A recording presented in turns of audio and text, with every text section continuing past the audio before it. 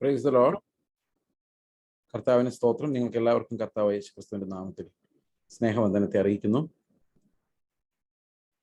നാം ഈ കഴിഞ്ഞ ദിവസങ്ങളിൽ സംസാരിച്ചുകൊണ്ടിരുന്നത് വിശുദ്ധീകരണത്തിന് വേണ്ടിയുള്ള ഒരു പോരാട്ടം എന്ന വിഷയമാണ്. ഈ പോരാട്ടം നമ്മൾ ആകാശത്തിൽ നടത്തുന്ന ഒരു മുഷ്ടിയുദ്ധമല്ല, നമ്മുടെ പഴയ പ്രിൻസിപ്പിൾസിനോട് നമ്മളെ നടത്തിപ്പോകുന്ന ആ ജഡത്തോടുള്ള പോരാട്ടമാണ്. എഫ് ലേഖനം 2-ാം അധ്യായത്തിലും 6-ാം അധ്യായത്തിലും നമ്മൾ കാണുന്നത് ആകാശത്തിലെ ദുഷ്ടാത്മ സേന എന്ന് പറയുന്ന അവിടെ ഇരുന്നുകൊണ്ട് അവർ ബുള്ളറ്റും മിസൈൽ ഇടുകയല്ല. ആ തത്വങ്ങൾ അവരേത് പ്രമാണമാണോ പുലർത്തുന്നത് ആ തത്വങ്ങളാൽ നമ്മൾ പിടിക്കപ്പെടുകയാണ് ചെയ്യുന്നത്. അതുകൊണ്ട് അതിനെ തന്ത്രങ്ങൾ എന്നാണ് വിളിക്കുന്നത്. ശരിക്കും അവൻ്റെ തന്ത്രങ്ങളിൽ കുടുങ്ങി പോകാതിരിക്കാൻ തക്കവണ്ണമാണ് നമ്മൾ ശ്രദ്ധയോടെ ഈ ജീവിതം കഴിക്കേണ്ടതായിട്ട് വരുന്നത്. ഓക്കെ, ശരിക്കും നമ്മുടെ പോരാട്ടം എന്ന് പറയുന്നത് നമ്മളോട് തന്നെയാണ് എന്നുള്ളതാണ് ഇതിൻ്റെ ultimate answer. We are fighting with our own old flesh. നമ്മുടെ പഴയ ജഡത്തോടുള്ള ഒരു യുദ്ധമാണ് നമ്മുടെ മുൻപിലുള്ളത്. ആ യുദ്ധമാണ് നമ്മൾ ജയിക്കേണ്ടത്. ഓക്കെ, അപ്പോൾ ശരിക്കും അപ്പോസ്തലിക ഉപദേശം എത്ര പ്രാധാന്യമുള്ളതാണ് എന്നുള്ളത് നമുക്ക് ഈ വചനത്തിൻ്റെ വ്യാഖ്യാനത്തിലൂടെ നമുക്ക് മനസ്സിലാവും. അപ്പോസ്തലന്മാർക്കല്ലാതെ ആർക്കും പറയാൻ പറ്റാത്ത, ലോകത്തിലൊരു ശാസ്ത്രജ്ഞനോ സാമൂഹ്യ ശാസ്ത്രജ്ഞനോ ലോകത്തിലുള്ള ഏതെങ്കിലും ഒരു ഗുരുവിനോ പറയാൻ പറ്റാത്ത കാര്യങ്ങളാണ് ഈ വേദപുസ്തകത്തിൽ കർത്താവിൻ്റെ ശിഷ്യന്മാർ കർത്താവിൽ നിന്ന് കേട്ടതും പഠിച്ചതും ആയിട്ടുള്ള കാര്യങ്ങളെക്കുറിച്ച് പറഞ്ഞു വരുന്നത്. ഓക്കെ, അപ്പോൾ ശരിക്കും ഏറ്റവും കൂടുതൽ കൺഫ്യൂഷൻ ഉണ്ടാക്കുന്ന ഒരു കാര്യമാണ് ക്രിസ്തീയ ഉപദേശം. കാരണം ഇത് വെളിപ്പെട്ട് വരുന്നത് ബുദ്ധിയുള്ളവർക്കല്ല. ബുദ്ധിയുള്ളവർക്ക് വെളിപ്പെട്ട് വരുന്ന ചില കാര്യങ്ങളുണ്ട്, പക്ഷെ ഇത് ബുദ്ധി കൊണ്ട് വെളിപ്പെടുന്നതല്ല, ആത്മാവ് കൊണ്ട് വെളിപ്പെടുന്നതാണ്. ഇപ്പോൾ കർത്താവിൻ്റെ വെളിപ്പാട്, പുതിയ നിയമത്തിലെ വെളിപ്പാട് എന്ന് പറയുന്നത് ബുദ്ധി കൊണ്ട് വെളിപ്പെടുന്നതല്ല, ബുദ്ധിയിൽ വരുന്നതുമല്ല, അത് ആത്മാവിൽ വെളിപ്പെടുന്നതാണ്. അപ്പൊ ആത്മാവ് നമുക്ക് ജീവൻ പ്രാപിച്ചിട്ടില്ലെങ്കിൽ, ആത്മാവിന്റെ ജീവൻ നമ്മൾ പ്രാപിച്ചിട്ടില്ലെങ്കിൽ കർത്താവിന്റെ വെളിപ്പാടുകളെ മനസ്സിലാക്കുവാൻ നമുക്ക് സാധിക്കില്ല. വീണ്ടും ജനിച്ചവർക്ക് മാത്രം വെളിപ്പെടുന്ന ഒരു സുവിശേഷമാണ് നമ്മുടെ മുൻപിൽ പ്രസംഗിക്കപ്പെടുന്നത്. ഇതിനകത്ത് എന്താണ് വളരെ യുണീക്ക് ആയിട്ടുള്ളത്? എന്താണ് യുണീക്ക് ഗോസ്പൽ പ്രസന്റേഷൻ? നമുക്ക് ഈ അപ്പോസ്തലിക ഉപദേശത്തിന്റെ ഇമ്പോർട്ടൻസിനെ കുറിച്ച് ഒരു വാക്യം നമുക്ക് വായിക്കാം. അതിനുശേഷം ഇന്നത്തെ ആ ഒരു നമ്മുടെ തുടർച്ചയായ ആ ഡിസ്കഷനിലേക്ക് നമുക്ക് പോകാം. ഓക്കെ, അപ്പോൾ റോമാലേഖനം 6-ാം അധ്യായത്തിന്റെ 17-18 വാക്യങ്ങൾ നമുക്ക് വായിക്കാം. റോമാലേഖനം 6-ാം അധ്യായത്തിന്റെ 17-18 വാക്യങ്ങൾ ആർക്കെങ്കിലും വായിക്കാമോ? എന്നാൽ നിങ്ങൾ പാപത്തിന്റെ ദാസന്മാർ ആയിരുന്നുവെങ്കിലും നിങ്ങളെ പഠിപ്പിച്ച ഉപദേശ രൂപത്തെ ഹൃദയപൂർവ്വം അനുസരിച്ച് പാപത്തിൽ നിന്ന് സ്വാതന്ത്ര്യം ലഭിച്ച് നീതിക്ക് ദാസന്മാരായി തീർന്നത് കൊണ്ട് ദൈവത്തിന് സ്തോത്രം. നിങ്ങളുടെ മതി. അപ്പോൾ നമ്മൾ പാപത്തിന്റെ ദാസന്മാരായിരുന്നുവെങ്കിലും നമ്മളിപ്പോ എന്ത് സംഭവിച്ചിരിക്കുന്നു? ആ പാപത്തിന്റെ ദാസ്യത്വത്തിൽ നമ്മൾ രക്ഷപ്പെട്ടിരിക്കുന്നു. ഇപ്പോൾ നമ്മൾ നീതിയുടെ ദാസന്മാരായി മാറിയിരിക്കുന്നു. ഇതാണ് പൗലോസ് പറയുന്നത്. അത് എങ്ങനെയാണ് സംഭവിച്ചത്? കഴിഞ്ഞ ദിവസം നമ്മൾ പറഞ്ഞ പോലെ അറിയാത്ത പാപം നമ്മളിൽ വന്ന് ഈ പാപം നമ്മളെ ദാസന്മാരായി വെച്ചുകൊണ്ടിരിക്കുകയായിരുന്നു. So we are living in a form of slavery to sin. പാപത്തോടുള്ള ഒരു ദാസ്യത്വം നമ്മുടെ ഉള്ളിലുണ്ടായിരുന്നു. പക്ഷെ ഇവിടെ നമ്മൾ കാണുന്നത് ഈ പാപത്തോടുള്ള നമ്മുടെ ദാസ്യത്വം എന്ന് പറഞ്ഞു കഴിഞ്ഞാൽ ഇറ്റ്സ് എ സ്ലേവറി. നമുക്ക് അതിൽ നിന്ന് രക്ഷപ്പെടാൻ സാധിക്കില്ല. കാരണം സ്വാഭാവികമായി ഒരു അടിമയ്ക്കും അവരുടെ ഉടമയിൽ നിന്ന് സ്വാതന്ത്ര്യം പ്രാപിച്ച് പോകാൻ സാധിക്കത്തില്ല. ഓക്കെ, അപ്പോൾ ഒരു നമ്മളെല്ലാം നമ്മുടെ ആ ശരീരത്തിന്റെ അടിമത്തത്തിലായിരുന്നു. We were once slaves of sin. അപ്പം പാപത്തിന്റെ അടിമകൾ എന്ന് പറഞ്ഞാൽ അത് എങ്ങനെ മനസ്സിലാക്കുന്നു വെച്ച് കഴിഞ്ഞാൽ പാപമല്ലാതെ ഒന്നും ചെയ്യാൻ കഴിയില്ല. കാരണം യജമാനൻ പറയുന്നതല്ലാതെ ഒന്നും ചെയ്യാൻ കഴിയില്ല. എന്നാൽ പൗലോസ് പറയാണ്, ഇപ്പം നമ്മൾ പാപത്തിന്റെ ദാസന്മാരല്ല, നമ്മൾ നീതിയുടെ ദാസന്മാരാണ്. അപ്പൊ പാപത്തിന്റെ ദാസന്മാർക്ക് പാപമല്ലാതെ ഒന്നും ചെയ്യാൻ കഴിയില്ലെങ്കിൽ നീതിയുടെ ദാസന്മാർ എന്ന് പറഞ്ഞാൽ ആരായിരിക്കും? നീതി അല്ലാതെ ഒന്നും ചെയ്യാൻ കഴിയാത്തവരായിരിക്കും, അല്ലേ? അപ്പൊ നമ്മൾ ശരിക്കും നീതിയുടെ ദാസന്മാരായി മാറിയിട്ടുണ്ടെങ്കിൽ നമുക്ക് നീതി അല്ലാത്ത ഒന്നും ചെയ്യാൻ കഴിയില്ല. അത് ഒരു ഇത്തിരി കടന്നുപോയില്ലേ? നമ്മൾ അതും ഇതും ചെയ്യുന്നവരായിട്ടാണ് നമ്മൾ തന്നെ നമുക്ക് കാണപ്പെടുന്നത്. പക്ഷെ ഇവിടെ പറയുന്ന പൗലോസ് പറയുന്നത്, നിങ്ങൾ പാപത്തിന്റെ ദാസന്മാരായിരുന്നു ഒരു കാലത്ത്, എന്നാൽ ഉപദേശ രൂപം നിങ്ങളുടെ ഉള്ളിൽ രജിസ്റ്റർ ആയപ്പം നിങ്ങൾ ആ പാപത്തിന്റെ ദാസ്യത്വത്തിൽ നിന്ന് രക്ഷപ്പെട്ട് നിങ്ങൾ നീതിയുടെ ദാസന്മാരായി മാറിയെന്നാണ്. അതെങ്ങനെ മാറിയെന്നറിയോ? എങ്ങനെയാണ് മാറിയത്? അവിടെയാണ് ഈ അപ്പോസ്തലിക ഉപദേശം എന്നുള്ള ഒരു പ്രയോഗമുള്ളത്. നമ്മൾ ഒന്നുകൂടെ വായിച്ചു നോക്കി. നിങ്ങളെ പഠിപ്പിച്ച ഉപദേശ രൂപത്തെ, അല്ലെ? അങ്ങനെയല്ലേ? നിങ്ങളെ പഠിപ്പിച്ച ഉപദേശ രൂപത്തെ ഹൃദയപൂർവ്വം അനുസരിച്ചപ്പോഴാണ് എന്ത് സംഭവിച്ചത്? ഈ പാപത്തിന്റെ അടിമത്തത്തിൽ നിന്ന് മാറി നീതിയുടെ അടിമകളായിട്ട് മാറിയത്. അപ്പോൾ ഉപദേശ രൂപം വളരെ പ്രധാനമാണ്. നമ്മൾ ചുമ്മാ അവിടുന്ന് ഇവിടുന്ന് കുറെ ഉപദേശങ്ങൾ കേട്ടാൽ പോരാ, അതിൻ്റെ ഒരു ഫോം ഉണ്ട്, ഉപദേശ രൂപം, എ ഫോം ഓഫ് ഡോക്ട്രിൻ. ഈ ഫോം ഓഫ് ഡോക്ട്രിൻ ആണ് നമ്മളെ അധർമ്മത്തിൽ നിന്ന് രക്ഷിക്കുന്നത്, പാപത്തിന്റെ അടിമത്തിൽ നിന്ന് രക്ഷിക്കുന്നത്. അപ്പോൾ ഉപദേശം അവിടെ നിന്ന് കേട്ടു, 10 പ്രസംഗം കേട്ടു, 25 പ്രസംഗം കേട്ട് കാര്യമില്ല. We need to understand what the apostles have been teaching. അപ്പോസ്തോലിക ഉപദേശം എന്ന ആ മർമ്മം, നമ്മൾ അതെന്താണ്, ആ one particular unique doctrine that saves us from the slavery to sin, or slavery of sin, or filthiness of the flesh. എങ്ങനെയാണ് നമ്മൾ രക്ഷപ്പെടുന്നത്? അത് ഒരു വലിയ ചോദ്യമാണ്. അതിന് ഉത്തരമാണ് ഈ റോമാ ലേഖനത്തിലൂടെയും എബ്രായ ലേഖനത്തിലൂടെയൊക്കെ വെളിപ്പെട്ട് വരുന്നത്. That is what we call apostolic doctrines. ഈ അപ്പോസ്തലിക ഉപദേശം ഓരോ വിശ്വാസിയും പഠിച്ചിരിക്കണം. അതുകൊണ്ട് ഓരോ സഭയിലും അപ്പോസ്തലന്മാരുടെ ലേഖനങ്ങൾ വ്യാഖ്യാനിക്കപ്പെടണം. അധികം വ്യാഖ്യാനിക്കണ്ട, വായിച്ചാൽ മതി. ഇത് വായിക്കുമ്പോൾ തന്നെ ഇത് വളരെ ക്ലിയർ ആയിട്ട് നമ്മളോട് സംസാരിക്കുന്നത് നമുക്ക് കാണാൻ കഴിയും. ഓക്കെ, കൂടുതൽ വ്യാഖ്യാനിക്കാതെ തന്നെ ദൈവത്തിന്റെ വചനം നമ്മളോട് സംസാരിക്കും. ഇനി ഈ അപ്പോസ്തോലിക ഉപദേശത്തിന്റെ ഉദ്ദേശം എന്താണ് എന്ന് നമുക്കൊന്ന് നോക്കാം. എന്തിനാണ് ഈ അപ്പോസ്തലിക ഉപദേശം? നമ്മളിപ്പോ കണ്ടത് എന്താണ്? നമ്മളെ നീതിയുടെ ദാസന്മാരാക്കി മാറ്റാൻ വേണ്ടിയാണ്. അപ്പൊ നീതിയുടെ ദാസന്മാരാണെങ്കിൽ നമ്മൾ അനുസരിക്കുന്നവരായിരിക്കും, അല്ലെ? അനുസരിക്കുന്നവരായിരിക്കും.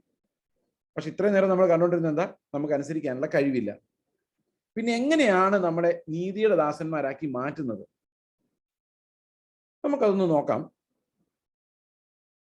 റോമാലേഖനം 1-ാം അധ്യായത്തിന്റെ 6-ാം വാക്യം, റോമൻസ് ചാപ്റ്റർ 1 വേഴ്സ് 6 വായിക്കാം.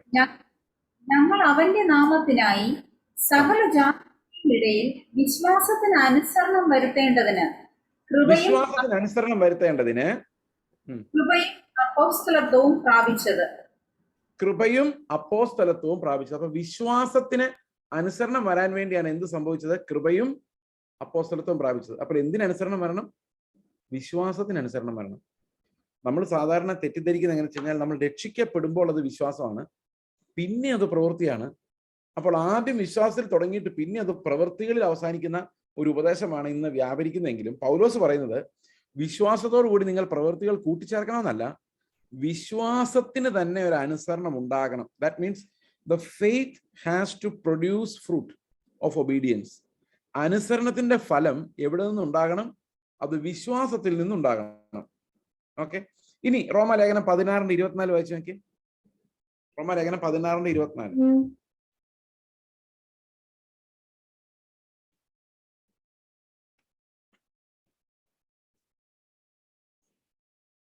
റോമാലേഖനം 16:24. പൂർവ്വകാലങ്ങളിൽ മറഞ്ഞിരുന്നിട്ട് ഇപ്പോൾ വെളിപ്പെടുന്നതും നിത്യദൈവത്തിന്റെ നിയോഗപ്രകാരം സകല ജാതികൾക്കും വിശ്വാസത്തിന്റെ അനുസരണത്തിനായി പ്രവാചകന്മാരുടെ എഴുത്തു. അപ്പൊ അന്ന് തൊട്ട് മറഞ്ഞിരുന്ന ആ മർമ്മം, പ്രവാചകന്മാരുടെ കാലം തൊട്ടേ മറഞ്ഞിരുന്ന ഒരു മർമ്മം, അപ്പോസ്തലന്മാർക്ക് വെളിപ്പെട്ടു വന്ന ഒരു മർമ്മം ഭയങ്കര അത്ഭുതകരമാണ്. കാരണം തലമുറകളായി മറഞ്ഞിരുന്ന ഒരു മർമ്മമാണ് ഈ അപ്പോസ്തലന്മാർക്ക് വെളിപ്പെട്ടു വന്നത്. അതിന്റെ ട്രാജഡി എന്താന്ന് വെച്ച് കഴിഞ്ഞാൽ, ഇപ്പോഴും നമ്മുടെ വിശ്വാസികൾക്ക് ഈ മർമ്മം വെളിപ്പെട്ടു വന്നിട്ടില്ല എന്നുള്ളതാണ്. അതായത് അപ്പോസ്തലന്മാർ ഇത്ര വലുതായി ഉദ്ഘോഷിക്കുന്ന ആ വിശ്വാസത്തിലൂടെ നീതീകരണം എന്ന മർമ്മം ഇന്നും പൊതുജനത്തിന്, വിശ്വാസികൾക്ക് മനസ്സിലായിട്ടില്ല എന്നുള്ളതാണ് അതിനകത്ത് വേദനാജനകമായ കാര്യം. അപ്പം 1:6 നമ്മൾ വായിച്ച അതേ കാര്യം തന്നെയാണ് 16:24, അതായത് ലേഖനം തീരുമ്പോഴും പൗലോസ് എടുത്തു പറയുന്നത്.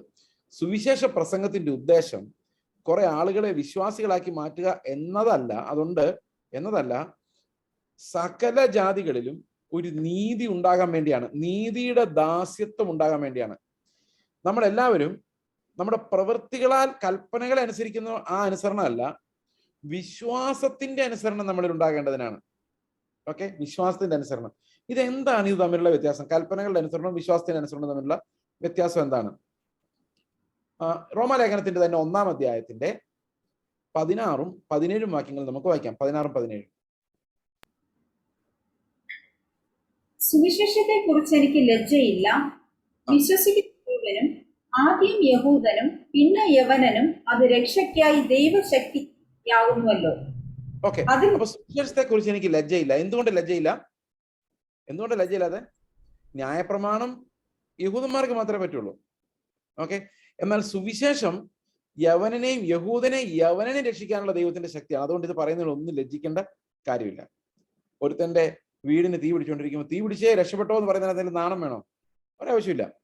കാരണം സകലരെയും രക്ഷിക്കാനുള്ള ഈ സുവിശേഷം പറയുന്നതിൽ എനിക്കൊരു ലജ്ജയുമില്ല. അന്ന് ആൾക്കാര് ഈ യേശുക്രിസ്തുവിന്റെ സുവിശേഷം പറയുമ്പോൾ ഇത്തിരിയൊക്കെ കളിയാക്കിയിരുന്നു ഞാൻ വിശ്വസിക്കുന്നു. കാരണം എന്താ, മരത്തിന്മേൽ തൂങ്ങുന്നവനല്ല ശപിക്കപ്പെട്ടവനായതുകൊണ്ട് ശാപഗ്രസ്തനായി മരിച്ച ഒരാളായിട്ടാണ് യേശുക്രിസ്തുവിനെ പലരും കണ്ടിരുന്നത്. ഇനി ചില പ്രസംഗരൊക്കെ പറയുന്നുണ്ട് അവൻ ശാപഗ്രസ്തനായിരുന്നു ക്രൂശിൽ എന്നൊക്കെ പറഞ്ഞ് പ്രസംഗിച്ച് നിങ്ങൾ ഒരുപക്ഷെ ഓർക്കുന്നുണ്ടായിരിക്കും. ഓക്കെ, അപ്പോൾ പല ആൾക്കാരും അങ്ങനെ ചിന്തിച്ചത്. അന്ന് കർത്താവിന്റെ ശത്രുക്കളെല്ലാം അങ്ങനെ തന്നെയാണ് ചിന്തിച്ചത്, അവൻ ശാപഗ്രസ്തനായി മരിച്ചു. അങ്ങനെയാണ് ഈ യഹൂദന്മാരെല്ലാം ചിന്തിക്കുന്നത്. അപ്പോൾ പൗലോസിനെ പോലെ നല്ല ജ്ഞാനമുള്ള ഒരു യഹൂദൻ വന്ന് ഈ ക്രൂശിൽ മരിച്ച് നിസ്സഹായനായി മരിച്ച യേശു ക്രിസ്തു എന്റെ ദൈവവും കർത്താവുമാണെന്ന് പറഞ്ഞു കഴിയുമ്പോഴേക്ക് അതിനകത്തൊരു ലജ്ജയുടെ ഒരു തലം ഉണ്ടായിരുന്നു. അതുകൊണ്ട് പൗലോസ് പറയാണ്, അവരെത്ര എന്നെ ലജ്ജിപ്പിച്ചാലും നീ ഇത്രയും പഠിച്ചിട്ട് നീ ഇങ്ങനെ ആയി പോയല്ലോ എന്ന് ആൾക്കാർ പറഞ്ഞാലും എനിക്കതിനകത്തൊരു ലജ്ജയും ഇല്ല. കാരണം ഇത് എന്നെ മാത്രമല്ല അവരെയും രക്ഷിക്കാൻ ശക്തിയുള്ളതാണ് ഈ സുവിശേഷം. അവർ രക്ഷപ്പെടുന്ന കാര്യം പറയുന്നതിന് ഞാൻ എന്തിനാണ് ലജ്ജിക്കുന്നത്? ബുദ്ധിപരമായി നോക്കിയാൽ ലജ്ജ തോന്നാം. കാരണം സാധാരണഗതിയിൽ ആരാധ്യ പുരുഷന്മാരെന്ന് പറയുന്ന ഒന്നും കഴിയാത്തവരല്ല, എല്ലാം കഴിയുന്നവരാണ്. എന്നാൽ കർത്താവ് നിസ്സഹായനായി മരിക്കുമ്പോൾ അവൻ്റെ ഒരു ആരാധ്യ പുരുഷനായി മാറുന്നത് ഒരു വലിയ ഐറണിയായിട്ട് നമുക്ക് മനസ്സിലാക്കാം, ഒരു വിരോധാഭാസമാണ്. Christ is that only one Lord who is so meek and died for us. അത് ആ ഒരു മരണത്തിലേക്ക് ഒരു നിസ്സഹായനായി കടന്നു പോകുന്ന ഒരു സൂപ്പർ ഹീറോ ആലോചിച്ച് നോക്കിയേ. That's impossible for the world to think, അല്ലെ? അപ്പോൾ ഒരു വലിയ ശക്തിയുള്ള ദൈവം വന്നിട്ട് നിസ്സഹായനായി പോകുന്നു. അത് വേറെ ഒരിടത്തും നമുക്ക് കാണാൻ സാധിക്കില്ല. ഓക്കെ, അപ്പോൾ ഇവിടെ പറയാണ്, ഈ ക്രിസ്തുവിന്റെ സുവിശേഷം എത്ര ലജ്ജാകരമെന്ന് ആളുകൾ പറഞ്ഞാലും എനിക്കത് അഭിമാനമാണ്. അതിന്റെ കാരണം ഇതിന്റെ പ്രസംഗത്താൽ അനേകരെ കർത്താവ് രക്ഷിക്കുന്നത് ഞാൻ കണ്ടിട്ടുണ്ട്. പാപത്തിൽ നിന്ന് രക്ഷിക്കുവാൻ ശക്തിയുള്ള സുവിശേഷം. അതുകൊണ്ടാണ് അത് ആരെയൊക്കെയാണ്? യഹൂദനെയും യവനനെയും രക്ഷിക്കാനുള്ള ശക്തി അതിനകത്തുണ്ട്. ഈ ശക്തി എന്താണ്? എങ്ങനെയാണ് ശക്തി അതിനകത്ത് ഇരിക്കുന്നത്? അടുത്ത വാക്യം. അതിൽ ദൈവത്തിന്റെ നീതി. ശക്തി എങ്ങനെ ഇരിക്കുന്നറിയോ? ശക്തി എന്ന് പറയുന്നത് വേറൊന്നുമല്ല, അത് ദൈവത്തിന്റെ നീതിയുണ്ട്. ഏതിനകത്തുള്ളത്? സുവിശേഷത്തിനകത്ത്. അതാണ് അതിന്റെ ശക്തി. സാധാരണഗതിയിൽ നമ്മളിപ്പോ ഒരു പ്രസംഗം പ്രസംഗിച്ചാൽ അതിനകത്ത് എന്റെ നീതിയേ ഉള്ളൂ. ഇപ്പൊ ഞാനൊരു പ്രസംഗം അപ്പോസ്തലിക ഉപദേശത്തിന് വെളിയിൽ നിന്നുകൊണ്ട് ഞാൻ എന്റേതായ ഒരു മോറൽ പ്രസംഗം പ്രസംഗിച്ചാൽ അതിൽ എന്റെ നീതി മാത്രമേ ഉണ്ടാവുള്ളൂ. എക്സാമ്പിൾ ഞാൻ നിങ്ങളോട് പറഞ്ഞോന്നറിയില്ല, സാധാരണ പറയുന്ന കാര്യമാണ്, അതുകൊണ്ട് ചിലപ്പോൾ പറഞ്ഞായിരിക്കും. ഇപ്പൊ ഞാൻ നിങ്ങളോട് സംസാരിക്കുകയാണ്, ഇങ്ങനെ പറയാന്ന് വെച്ചോ, നിങ്ങൾ ഒരു കൽപ്പനയിൽ തെറ്റിയാൽ എല്ലാത്തിലും തെറ്റി, അതുകൊണ്ട് നിങ്ങൾ വളരെ സൂക്ഷിച്ച് ജീവിക്കണം. നിങ്ങൾ വിശുദ്ധ ജീവിതം നയിച്ചില്ലെങ്കിൽ സ്വർഗത്തിൽ പോവുകയില്ല. ശരിയാണോ ഞാൻ പറഞ്ഞത്? ശരിയാണ്. പക്ഷെ നിങ്ങൾക്ക് എന്നോടൊരു ചോദ്യം ചോദിക്കാം, പാസ്റ്റർ സ്വർഗത്തിൽ പോകുമോ? അപ്പൊ ഞാൻ പറയും യെസ്, ഞാൻ പോകും. അപ്പൊ നിങ്ങൾക്ക് സ്വർഗത്തിൽ പോകാൻ ആരെ പോലെ ആയാൽ മതി?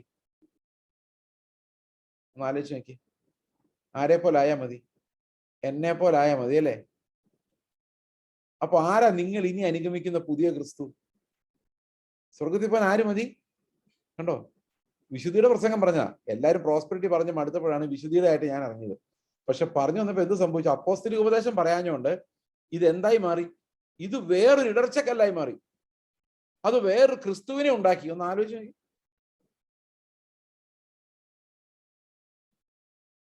അപ്പോൾ അപ്പോസ്തലിക ഉപദേശത്തിന് വെളിയിൽ ഒത്തിരി വിശുദ്ധിയുടെ തീവ്ര ഉപദേശങ്ങളുണ്ട് നമുക്ക്. പക്ഷെ അവിടെ എല്ലാം പ്രശ്നം എന്താ വെച്ച് കഴിഞ്ഞാൽ ഇത് വിടുവിക്കുന്നില്ല. നമ്മളെ വിടുവിക്കുന്നില്ലെന്ന് മാത്രമല്ല, നമ്മളെ വീണ്ടും വീണ്ടും അടിമത്തത്തിലോട്ട് കൊണ്ടുപോവുകയും നിങ്ങൾ ഹീറോ ആയി കാണുന്ന ആള് അയാളുടെ അനേകം പാപങ്ങളെ മറച്ചു വെച്ച് ഈ അത്തീലകളെ മുൻപിൽ അവതരിപ്പിച്ച് നീതിമാനായി നിങ്ങളുടെ മുമ്പിൽ വന്ന് നിങ്ങളെ വഴക്ക് പറഞ്ഞ്, ചിലരൊക്കെ പുൽപ്പിറ്റ് കയറി ഇറങ്ങുന്നവരെ വഴക്ക് പറയാം, നിങ്ങൾ എന്താ നന്നാവാത്ത, നിങ്ങൾ എന്താ നന്നാവാത്ത ചോദിച്ചു. അങ്ങനത്തെ പാസ്റ്റർമാരെ കണ്ടിട്ടുണ്ടോ നിങ്ങൾ? ഓ എന്റെ ദൈവമേ, അയാൾ മാത്രമേ ആ കോൺഗ്രിഗേഷനിൽ നന്നായതുള്ളൂ. അപ്പോൾ സ്വർഗത്തിൽ ആരെങ്കിലും പോകണമെങ്കിൽ ആരെ പോലെ ആകണം? അയാളെ പോലെ ആകണം. അപ്പൊ ഈ വിശ്വാസികളെല്ലാം അയാളെ പോലെ ആകാനുള്ള ഒരു പരിശ്രമത്തിന് കീഴിലായിരിക്കും. ഇത് എന്ത് വഞ്ചനയാന്ന് ആലോചിച്ച് നോക്കിയേ. ശൂന്യമാക്കുന്ന മ്ലേച്ഛത വിശുദ്ധ സ്ഥലത്ത് കയറി നിന്നിട്ട് പറയാണ്, ഞാനാണ് വിശുദ്ധൻ, ഞാനാണ് നീതിമാൻ, നിങ്ങൾക്ക് സ്വർഗത്തിൽ പോകണമെങ്കിൽ എന്നെ പോലെ ആകണം. ഈ ശൂന്യമാക്കുന്ന മ്ലേച്ഛത എന്ന് പറയുന്നത് 6 666, അത്രയും പോകണ്ട, നമ്മളൊരു 66 സങ്കല്പിച്ചാൽ മതി. അതിനുള്ള പരിശ്രമമാണ് നമ്മൾ നടത്തുന്നത്. കുറെ ആറുകളുടെ ഒരു 66 ആകാനാണ് ഈ ഹൈ പ്രസംഗങ്ങൾ പ്രസംഗിക്കുമ്പം ആളുകൾ ശ്രമിക്കുന്നത്. നിങ്ങൾ ശ്രദ്ധിച്ചിട്ടുണ്ടോ? ഈ വിശുദ്ധിയുടെ പ്രസംഗത്തിന്റെ ബേർഡൻ നിങ്ങളുടെ മേലേക്ക് വെക്കുമ്പം ഇവരിൽ പലരും വീണ് കിടക്കുന്നവരാന്നുള്ള ഒരു ഉറപ്പാണ്. ദ്രവ്യാഗ്രഹത്തെ കുറിച്ച് പറയുന്ന പല ആളുകളും ഭയങ്കര തീവ്രമായിട്ട് പറയുമ്പോൾ അവർ വീണ് കിടക്കുകയാണെന്നുള്ള കാര്യം എനിക്ക് സാക്ഷ്യമുണ്ട്. എന്തുകൊണ്ടാണെന്നറിയാമോ? ശരിക്കും ദ്രവ്യാഗ്രഹത്തിൽ നിന്ന് വിടുവിക്കപ്പെട്ട ഒരാൾ അയാളുടെ നിസ്സഹായാവസ്ഥ അറിഞ്ഞിട്ടുണ്ടാവും. എന്റെ ജഡത്തിന് അത് സാധിക്കില്ലായിരുന്നു, കർത്താവാണ് എന്നെ രക്ഷിച്ചു എന്നുള്ളൊരു നിസ്സഹായാവസ്ഥ അവന്റെ ഉള്ളിൽ നിൽക്കുന്നു എന്ന് അവന് തോന്നില്ല. അവൻ ഓരോ സമയത്തും വീഴാതിരിക്കണമെന്നുള്ള ആഗ്രഹത്തോടെ ഞെരങ്ങിക്കൊണ്ടിരിക്കും. കാരണം ഹീ നോസ് അവന് ജയിക്കാനുള്ളത് അവന്റെ കയ്യിലില്ലാന്ന്. പക്ഷെ ജയിച്ചു എന്ന് ആർക്കെങ്കിലും തോന്നുവാണെങ്കിൽ, നിൽക്കുന്നു എന്ന് തോന്നുന്നവനാണ് വീഴുന്നത്. എന്നെ സംബന്ധിച്ച് ഞാൻ നിൽക്കുന്നു നിന്നേ വരെ തോന്നുന്നില്ല. ഞാൻ ആകെ വിശ്വസിക്കുന്ന കർത്താവ് എന്നെ നിർത്തുന്നു എന്ന് മാത്രമേ ഉള്ളൂ. അവൻ നിർത്തുന്നോണ്ട് നിൽക്കുന്നു.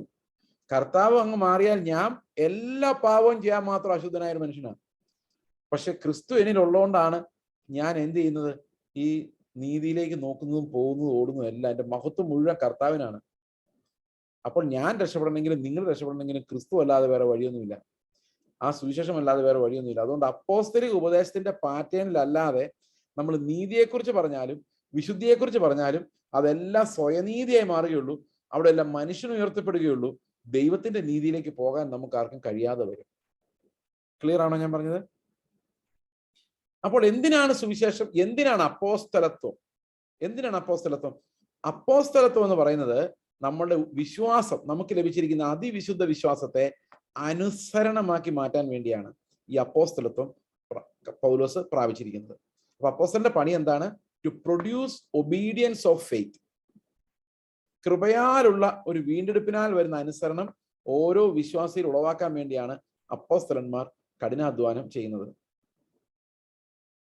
ഇനി നമുക്ക് ഇത് മുൻപോട്ട് വരുമ്പോൾ ഈ വിശ്വാസത്തിന്റെ അനുസരണം, നമ്മൾ 2 വാക്യമാണ് ഈ വിശ്വാസത്തിന്റെ അനുസരണത്തെ കുറിച്ച് പറയാൻ വേണ്ടി വായിച്ചത്. ഒന്ന് റോമർ 1:6 മറ്റൊന്ന് റോമർ 16:24 വരുന്നു. ഈ വിശ്വാസത്താലുള്ള നീതീകരണത്തിന്, അതായത് നമുക്ക് ഈ വാക്യം തുടർന്ന് വായിക്കാം. 16-ാം അധ്യായം 1:16, 17 ഒന്നുകൂടെ വായിക്കാം. 1:17. അതിൽ ദൈവത്തിന്റെ നീതി വിശ്വാസം ഹേതുവായും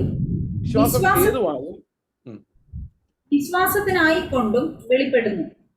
ഓക്കെ, അപ്പോൾ ദൈവത്തിന്റെ നീതി എന്തിൽ വെളിപ്പെടുന്നു? സുവിശേഷത്തിൽ വെളിപ്പെടുന്നു. ഇത്രയും നാളുമുള്ള എല്ലാ ഫിലോസഫിയിലും തത്വചിന്തയിലും ദൈവത്തിന്റെ നീതി ആയിരുന്നില്ല, മനുഷ്യന്റെ നീതിയായിരുന്നു. എല്ലാ പ്രസംഗങ്ങളിലും ദൈവത്തിന്റെ നീതി അല്ല പറഞ്ഞുകൊണ്ടിരുന്നത്, മനുഷ്യന്റെ നീതിയാണ് പറഞ്ഞുകൊണ്ടിരുന്നത്. ഓക്കെ, മനുഷ്യന്റെ നീതി എന്ന് പറഞ്ഞാൽ എന്താണ്? മനുഷ്യൻ അവന്റെ ജഡം കൊണ്ട് സാധിക്കുന്ന നീതി പ്രവൃത്തികളാണ് മനുഷ്യന്റെ നീതി എന്ന് പറയുന്നത്. എന്നാൽ ദൈവത്തിന്റെ നീതി എന്ന് പറയുന്നത് യേശു ക്രിസ്തുവിന് സാധിച്ച അനുസരണത്തിൽ പൂർത്തിയാക്കിയ ആ നീതിയാണ്.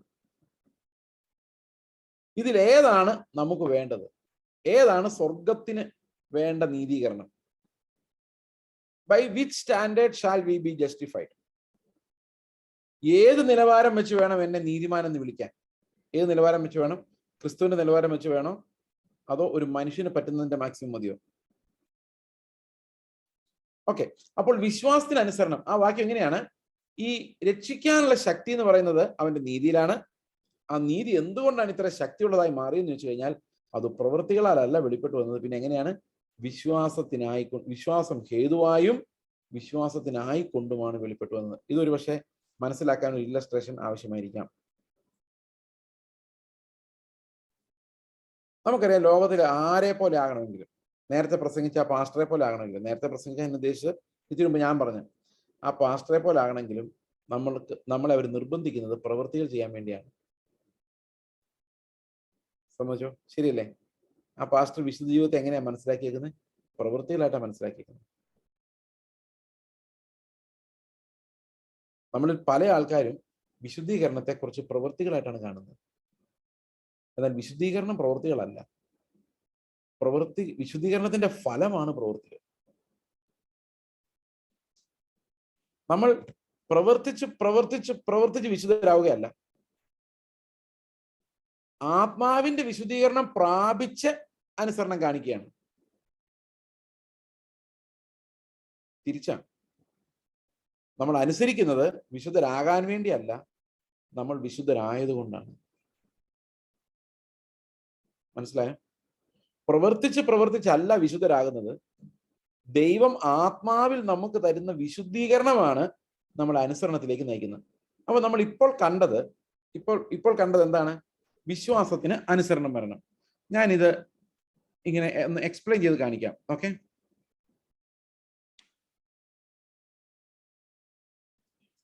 faith,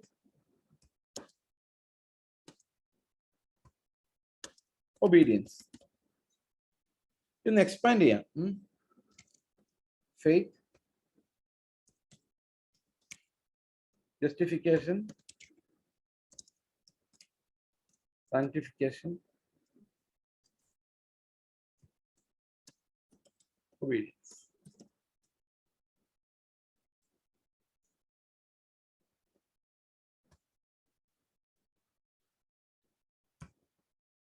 ഓക്കെ, ഇനി ഒരു റെഫറൻസ് കൂടെ നോക്കിക്കേ. ഇത് ഈ ഫെയ്ത്ത് ഒബീഡിയൻസ് ഉള്ള 2 റെഫറൻസ് നമ്മൾ കണ്ടു. എന്തൊക്കെയായിരുന്നു? Romance 1:6 and romance 16:24. ഓക്കെ അല്ലേ? ഇതിനൊരു റെഫറൻസ് ഉണ്ട്, പറയട്ടെ. 1 Peter 1:2. ഒന്ന് വായിക്കാമോ? 1 പത്രോസ് 1:2.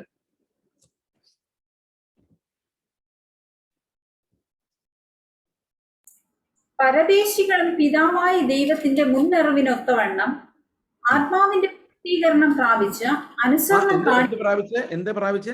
ആത്മാവിന്റെ വിശുദ്ധീകരണം പ്രാപിച്ച് അനുസരണം കാണിക്കാനും. ഓക്കെ, അപ്പൊ എങ്ങനെ അനുസരണം വരുന്നത്? ഒബീഡിയൻസ് എങ്ങനെ വരുന്നത്? Faith, justification, sanctification of the spirit, obedience. അപ്പോൾ റോമാ ലേഖനം മുതൽ പത്രോസിന്റെ ലേഖനം വരെ പോകുമ്പോൾ ഈ ഫോർമുല എക്സ്പാൻഡ് ചെയ്യപ്പെട്ടിരിക്കുന്നു. അതായത് വിശ്വാസത്തിന് അനുസരണം ഉണ്ടാകണം എന്നുള്ളത് വിശ്വാസത്തിൽ ഉണ്ടാകുന്ന നീതീകരണത്തിന് ശേഷം നമ്മളിൽ ഉണ്ടാകുന്ന വിശുദ്ധീകരണത്തിലൂടെയാണ് അനുസരണത്തെ പ്രൊഡ്യൂസ് ചെയ്യുന്നത്. മനസ്സിലാകുന്നുണ്ടോ? ഓക്കെ, അപ്പോൾ അനുസരിച്ച് വിശുദ്ധരാവുകയല്ല, അത് മാനുഷികമാണ്. ആത്മാവ് നമ്മളെ വിശുദ്ധീകരിക്കുമ്പോൾ നമ്മൾ അനുസരിക്കുകയാണ്. അതാണ് ദൈവികമായിട്ടുള്ളത്. ഒന്ന് മനുഷ്യന്റെ പ്രയത്നങ്ങളാണ്, മറ്റൊന്ന് നമ്മുടെ മാറിയ പ്രകൃതത്തിന്റെ ഫലമാണ്. വ്യത്യാസമുണ്ടോ ഇത് തമ്മിൽ? ഈ ഒരു ഫോർമുലയുടെ എക്സ്പാൻഷൻ ആണ് റോമാ ലേഖനം മുതൽ യൂദായുടെ ലേഖനം വരെയുള്ള എഴുത്തുകൾ. അതായത് എങ്ങനെയാണ് വിശ്വാസം നീതിയായും വിശുദ്ധിയായും ഒക്കെ അനുസരണമായി മാറുന്നത് എന്നുള്ളതാണ്. ഇതിന്റെ ഒരു ക്ലാസിക്കൽ എക്സാമ്പിൾ എബ്രഹാമാണ്. എബ്രഹാമിനെ കുറിച്ച് പറയുമ്പോൾ വിശ്വാസികളുടെ പിതാവാണ്. അപ്പോൾ യാക്കോബും ടെസ്റ്റിഫൈ ചെയ്തിട്ടുണ്ട് ജെനുവിൻ ഫെയ്ത്ത് ആയിരുന്നു എന്നുള്ള കാര്യം. അപ്പൊ ജെനുവിൻ ഫെയ്ത്ത് ആണെങ്കിൽ എന്താ സംഭവിക്കുന്നത്? ജെനുവിൻ ഫെയ്ത്ത് ആണെങ്കിൽ ആ ഫെയ്ത്ത്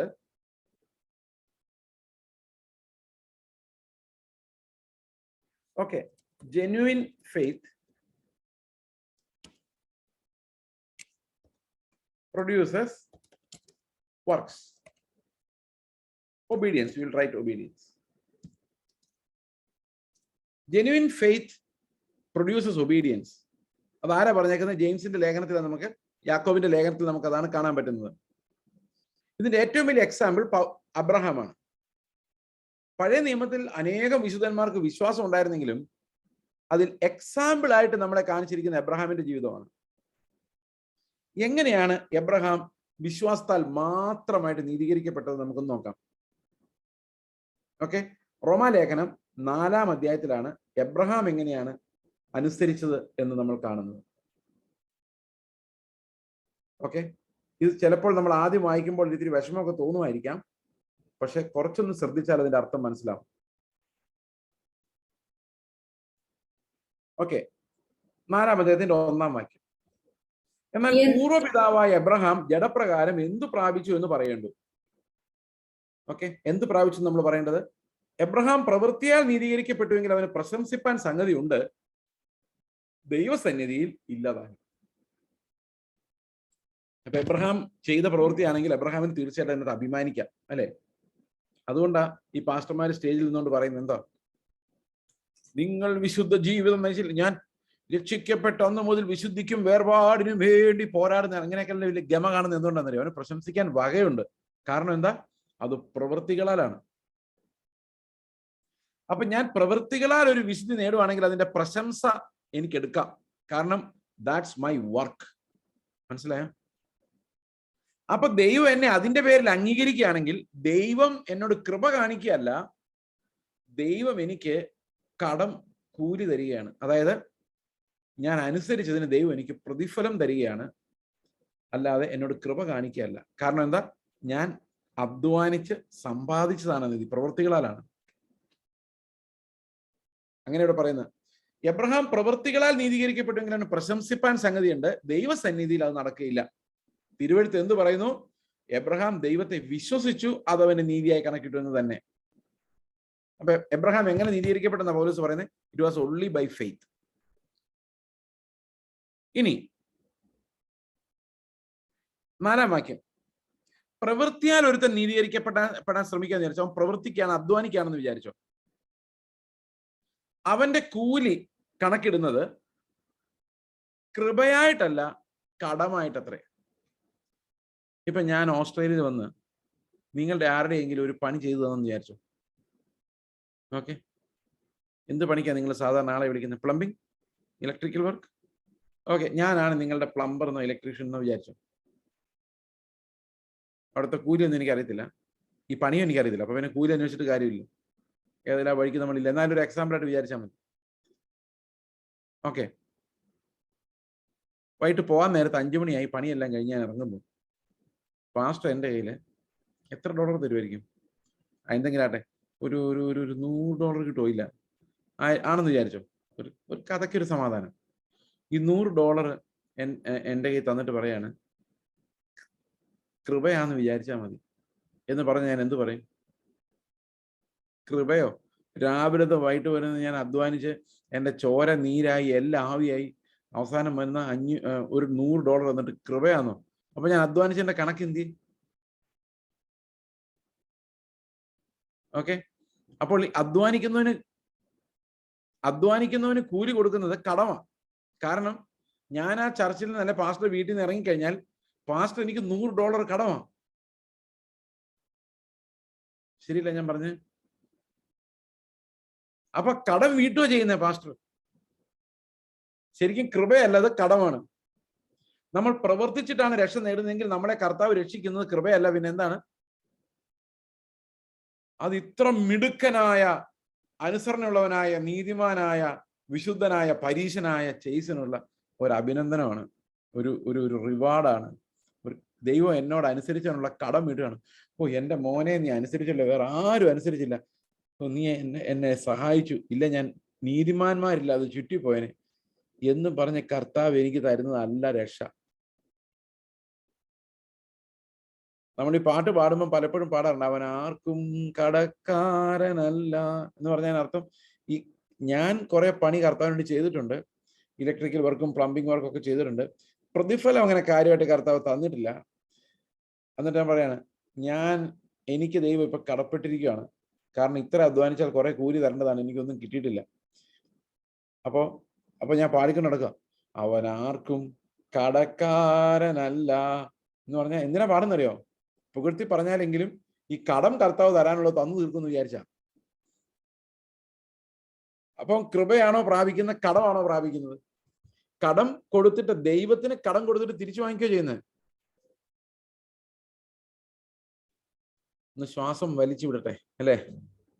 ശരിയല്ലേ? ഇനി ആ പാട്ട് പാടിയേക്കല്ലോ കേട്ടോ, അത് ദൈവത്തെ ഒന്ന് വെല്ലുവിളിക്കുന്ന, ഞാൻ ചെയ്തതിൻ്റെയൊക്കെ കടം എന്ന് വീട്ടും കർത്താവെന്നാണ് ചോദിക്കുന്നത്. സോപ്പിട്ട് പറഞ്ഞെന്നുള്ളതേ ഉള്ളൂ, നമ്മുടെ ഉദ്ദേശം അതാണ്. പ്രിയ സഹോദരങ്ങളെ, നമ്മളെ രക്ഷിച്ച കർത്താവിന് ഒന്നും ചെയ്യണ്ട, ജസ്റ്റ് ഇനി എന്തെങ്കിലും ചെയ്താൽ തന്നെ അത് കടമാണെന്ന് പറഞ്ഞു നടക്കുന്ന നമ്മുടെ അവസ്ഥ ആലോചിച്ച് നോക്കി. How pathetic. സ്തോത്രം. അപ്പൊ ഇവിടെ പറയുന്നത് പ്രവർത്തിച്ച് സമ്പാദിച്ച് അവസാനം മിടുക്കനായി പൈസ കൂലി മേടിച്ചുകൊണ്ട് പോയാൽ അവൻ ദൈവത്തിൽ നിന്ന് ഒരു കൃപയും പ്രാപിക്കുന്നില്ല. അവന്റെ കൂലിയാണ് മേടിക്കുന്നത്. അതിൽ അവന് പ്രശംസിക്കാൻ വകയുണ്ട്. അപ്പൊ പൗലോസിനെ ആലോചിച്ച് ഇത്രയും നീതിമാനായ മനുഷ്യൻ എന്തുമാത്രം തകർന്നിട്ടാണ് ഇത് എഴുതിയേക്കുന്നതെന്നല്ലേ. അവന്റെ നീതി അവന് പ്രയോജനമുള്ളതായി തോന്നുന്നില്ല. ഓക്കെ, മുമ്പോട്ട് വായിക്കാം. അടുത്ത വാക്യമാണ് കോൺട്രവേഴ്സി, ഭയങ്കര കോൺട്രവേഴ്സി. അടുത്ത വാക്യം, പ്രവർത്തിക്കുന്നവന് കൂലി കണക്കിടുന്ന കൃപയായിട്ടല്ല കടമായിട്ടത്രേ. നമ്മൾ വായിച്ചു. അടുത്ത വാക്യം, പ്രവർത്തിക്കാത്തവനെങ്കിലും അഭക്തനെ നീതീകരിക്കുന്നവനിൽ വിശ്വസിക്കുന്നവനോ അവന്റെ വിശ്വാസം നീതിയായി കണക്കിടുന്നു. അപ്പം ദൈവം ആരെ നീതീകരിക്കുന്നത്? അഭക്തനെ, പ്രവർത്തിക്കാത്തവനെ. അതെന്താ കർത്താവേ അങ്ങനെ? അപ്പൊ നമ്മൾ ആരിൽ വിശ്വസിക്കണം രക്ഷപ്പെടണമെങ്കിൽ? പ്രവർത്തിക്കുന്നവരെ നീതീകരിക്കുന്ന ദൈവത്തിൽ വിശ്വസിച്ചാൽ നമ്മുടെ കാര്യം പോകാം. ഒന്നുകൂടെ കേൾക്കണം. സൽപ്രവൃത്തി ചെയ്ത് മിടുക്കന്മാരായവരെ നീതീകരിക്കുന്ന ദൈവത്തെയാണ് നിങ്ങൾ അന്വേഷിക്കുന്നത്. നിങ്ങളുടെ കാര്യം പോക്ക. കാരണം എന്താ? നിങ്ങൾ മഹാപാപത്തിലാണ്, നിങ്ങൾ നീതിമാന്മാരല്ല. അപ്പൊ പോക്കാണ്. ഇനി നമ്മൾ രക്ഷപ്പെടണം എന്നൊരു പ്രത്യാശ തോന്നണമെങ്കിൽ ആരെ രക്ഷിക്കുന്ന നീതീകരിക്കുന്ന ദൈവത്തിൽ വിശ്വസിക്കണം.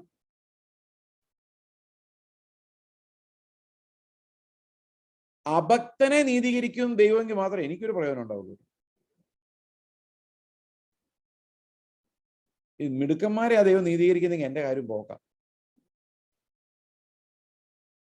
പ്രവർത്തിക്കാത്തവനെങ്കിലും അഭക്തനെ നീതീകരിക്കുന്നതിൽ വിശ്വസിച്ചാൽ നമ്മൾ രക്ഷപ്പെട്ടു.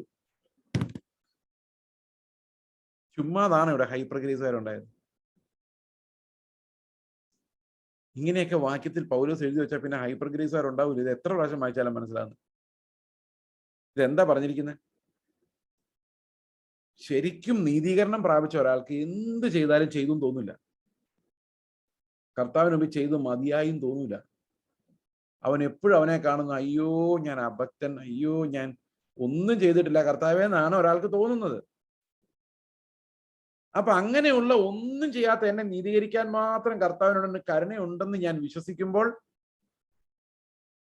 ഞാൻ എൻ്റെ പ്രവൃത്തിയിൽ ആശ്രയിക്കാതെ അവന്റെ കരുണയിൽ മാത്രം ആശ്രയിക്കുമ്പോൾ, ഞാൻ എന്നെ തന്നെ വളരെ മോശം അവസ്ഥയിൽ കാണുമ്പോൾ, ഗതികെട്ടവനായിട്ട് എന്നെ അനലൈസ് ചെയ്തിട്ട് ഞാൻ കർത്താവിനോട് പറയാം, കർത്താവെ അഭക്തനെ നീതീകരിക്കാൻ നിന്റെ ഒരു വഴി ഉണ്ടെങ്കിൽ മാത്രം ഞാൻ രക്ഷപ്പെടുള്ളൂ.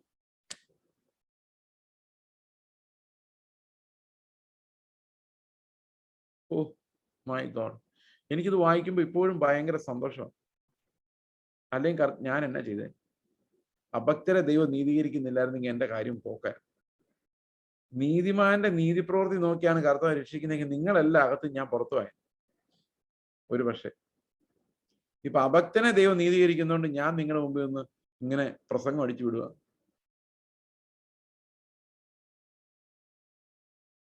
മനസ്സിലായോ? അപ്പൊ ദൈവത്തിന് മുമ്പിൽ ഒരാൾ ചെന്ന് നിന്ന് കഴിഞ്ഞാൽ ഉറപ്പാണ് അവന്റെ കാര്യം, അവന്റെ ഹൃദയം എന്ന് പറയുന്നത് തകർന്നും നുറുങ്ങിയും ഇടറിയുമായിരിക്കും ഇരിക്കുന്നത്.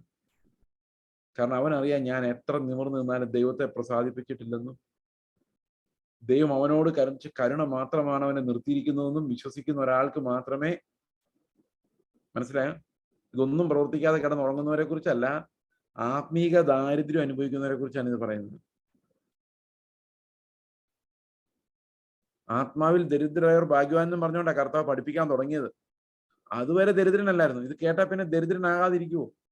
അതായത് ദൈവത്തിന്റെ നീതി വെളിപ്പെട്ടപ്പോൾ സകല മനുഷ്യരും ദരിദ്രന്മാരായി പോയി. അതുവരെ നമ്മൾ മിടുക്കന്മാരായിരുന്നു. അവർക്ക് മാത്രമേ സുവിശേഷം കൊണ്ട് പ്രയോജനമുള്ളൂ. അപ്പോൾ ഇവിടുത്തെ പ്രത്യേകത എന്താണെന്ന് വെച്ച് കഴിഞ്ഞാല് 17-ാം വാക്യത്തിൽ പറയുന്നത്, റോമർ 1:17 പറയുന്നത്, ഈ സകല മനുഷ്യരെ രക്ഷിക്കാനുള്ള ദൈവശക്തി എങ്ങനെ വന്നു എന്ന് വെച്ച് കഴിഞ്ഞാൽ, ആ നീതി, ദൈവത്തിന്റെ നീതി എങ്ങനെയാണ് ഇത്രയും പേരെ രക്ഷിക്കുന്നത്? അത് വിശ്വാസം ഹേതുവായും വിശ്വാസത്തിനായിക്കൊണ്ടും വെളിപ്പെട്ടു എന്നുള്ളതാണ്. സ്തോത്രം. എന്റെ ദൈവമേ, യേശുക്രിസ്തുവിന്റെ നീതി എങ്ങാനും പ്രവൃത്തിക്കായി വെളിപ്പെട്ടായിരുന്നെങ്കിൽ നമ്മൾ ഒരൊറ്റ മനുഷ്യൻ പോലും അകത്ത് പോലായിരുന്നു. പക്ഷെ കൃപയാൽ അത് വിശ്വാസത്തിനായി വെളിപ്പെട്ടത് ഭാഗ്യം. അതുകൊണ്ട് നമ്മൾ എല്ലാവരും അകത്ത് കയറും. മനുഷ്യരുടെ നീതി ഇന്നും പ്രവൃത്തിയാലാണ് വെളിപ്പെട്ട് വരുന്നത്. ഇന്ന് പ്രവൃത്തി എവിടെയും ചോദിക്കുന്ന ആൾക്കാരെ നിങ്ങൾ നോക്കിക്കോ, അവരെല്ലാവരും സ്വന്തം പ്രവൃത്തികളിൽ നീതിമാന്മാരാകാൻ ശ്രമിക്കുന്നവരാണ്. കാരണം അവര് മോശമാണല്ലോ എന്നുള്ളവർക്ക് കാണാൻ പറ്റുന്നില്ല. അവര് മറ്റുള്ളവർ വഴിതെറ്റിപ്പോകുമോ എന്നുള്ള പേടിയിൽ ഉറങ്ങാതിരിക്കുന്നവരാണ്. അങ്ങനെയുള്ള പരീക്ഷന്മാരുണ്ട്.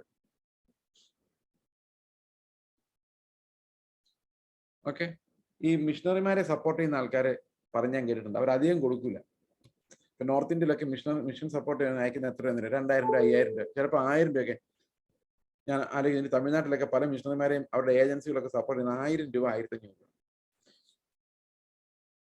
ഇതിന്റെ പ്രധാന കാരണം എന്ന് വെച്ച് കഴിഞ്ഞാൽ ഇവര് കൂടുതൽ പൈസ ഉണ്ടായാൽ ലക്ഷറി അടിച്ച് ജീവിച്ച് വഷളായി പോകും എന്നുള്ളൊരു പേടിയാണ് ഈ കൊടുക്കുന്നവർക്ക്. കൊടുക്കുന്നവർക്ക് പണമുണ്ട്, പക്ഷെ അവർ വഷളായി പോകില്ല. അവരും നല്ല മനുഷ്യരല്ലേ.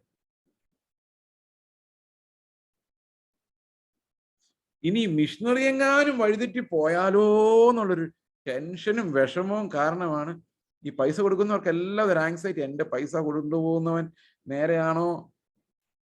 ആദ്യം നിങ്ങൾ ആ പൈസയോട് മരിക്കും. പോട്ടെ, എതിരെങ്കിലും അത് മാമോനല്ലേ, എവിടെയെങ്കിലും പോട്ടെ. ഒരു മിഷണറിക്ക് 2000 രൂപ 5000 രൂപ കൂടുതൽ കിട്ടിയാൽ എന്ത് അഡ്വാൻറ്റേജ് എന്നറിയോ? ഞങ്ങൾ ആന്ധ്രാപ്രദേശിൽ ഇരിക്കുമ്പോൾ ഞങ്ങൾക്ക് ആദ്യകാലത്തൊന്നും ഒരു നയ പൈസ കയ്യിലായിരുന്നു. പിന്നെ കുറച്ച് അവിടെ നിന്ന് ഞങ്ങൾക്ക് സപ്പോർട്ട് വരാൻ തുടങ്ങി. ഈ സപ്പോർട്ട് വരാൻ തുടങ്ങി കഴിഞ്ഞപ്പോൾ ഞങ്ങൾക്ക് ഭയങ്കര ഒരു ഫ്രീഡം ഉണ്ടായി. എന്നാണ് നമ്മുടെ ചർച്ചിൽ ഒരാൾ പൈസ ഇല്ലാത്ത ഒരാൾ വന്നു കഴിഞ്ഞാൽ, വാ ഇവിടെ താമസിച്ചോ, ഞാൻ കഞ്ഞി കുടിച്ചിട്ട് പോകാമെന്ന് പറയാനുള്ള കഞ്ഞി വീട്ടിലുണ്ടായി.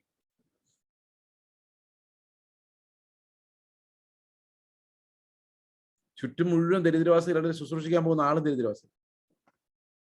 ദൈവം തന്നോളും, പക്ഷെ ഞാൻ പറഞ്ഞത് ദൈവം തരില്ലെന്നൊന്നല്ല, ഈ കൊടുക്കുന്നവരുടെ മനോഭാവമാണ് ഞാൻ പറഞ്ഞത്. എന്തിനാ അവർക്ക് അത്രയും പൈസ? നിങ്ങൾക്ക് 50,000 ഉണ്ടായിട്ട് തികയുന്നില്ല, അത് വേറെ കാര്യം. അത് അവൻ എന്തിനാ 5000 രൂപ എന്നുള്ളതാണ് നമ്മുടെ ചോദ്യം.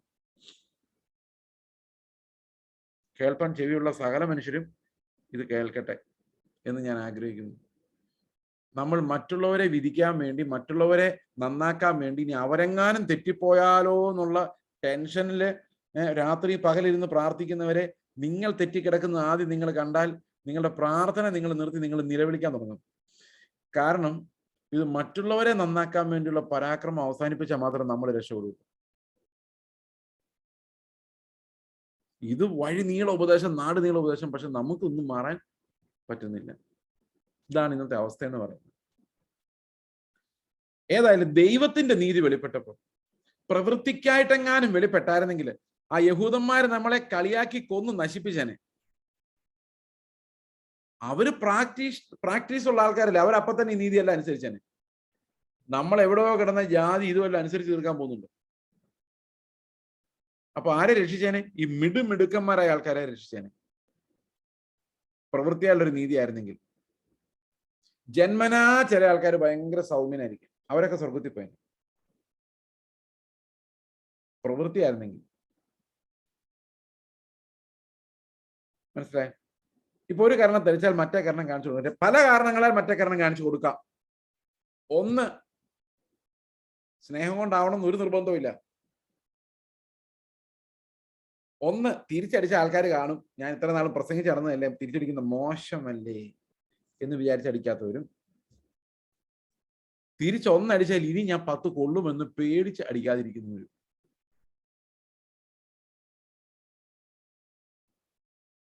ഓക്കെ, ഇങ്ങനെ പലതരം അടിക്കാതിരിക്കുന്നവരുണ്ട്.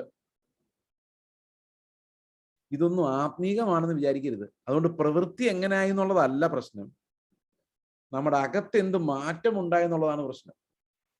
അതുകൊണ്ട് ദൈവത്തിന്റെ നീതി വെളിപ്പെട്ടപ്പോൾ അവിടെ പറയുന്നത്, അത് വളരെ രസകരമായിട്ടാണ് പൗലോസ് അത് പറയുന്നത്. ഇതെല്ലാം മാച്ച് കളയട്ടെ. ഓക്കെ,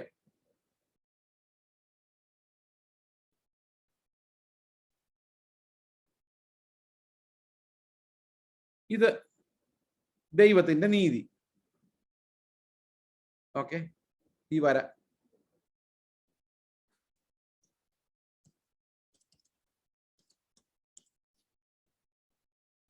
ഇതാണ് വെളിപ്പെട്ട് വന്നത്. ഇനി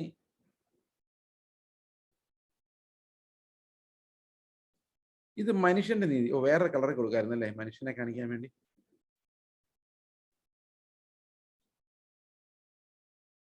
കളർ മാറുന്നില്ലല്ലോ.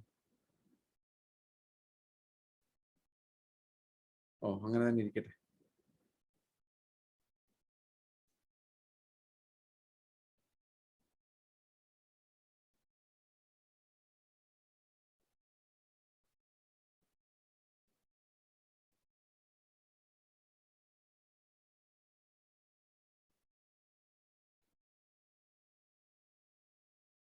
ഓക്കെ, കാണാൻ പറ്റുന്നുണ്ടോ?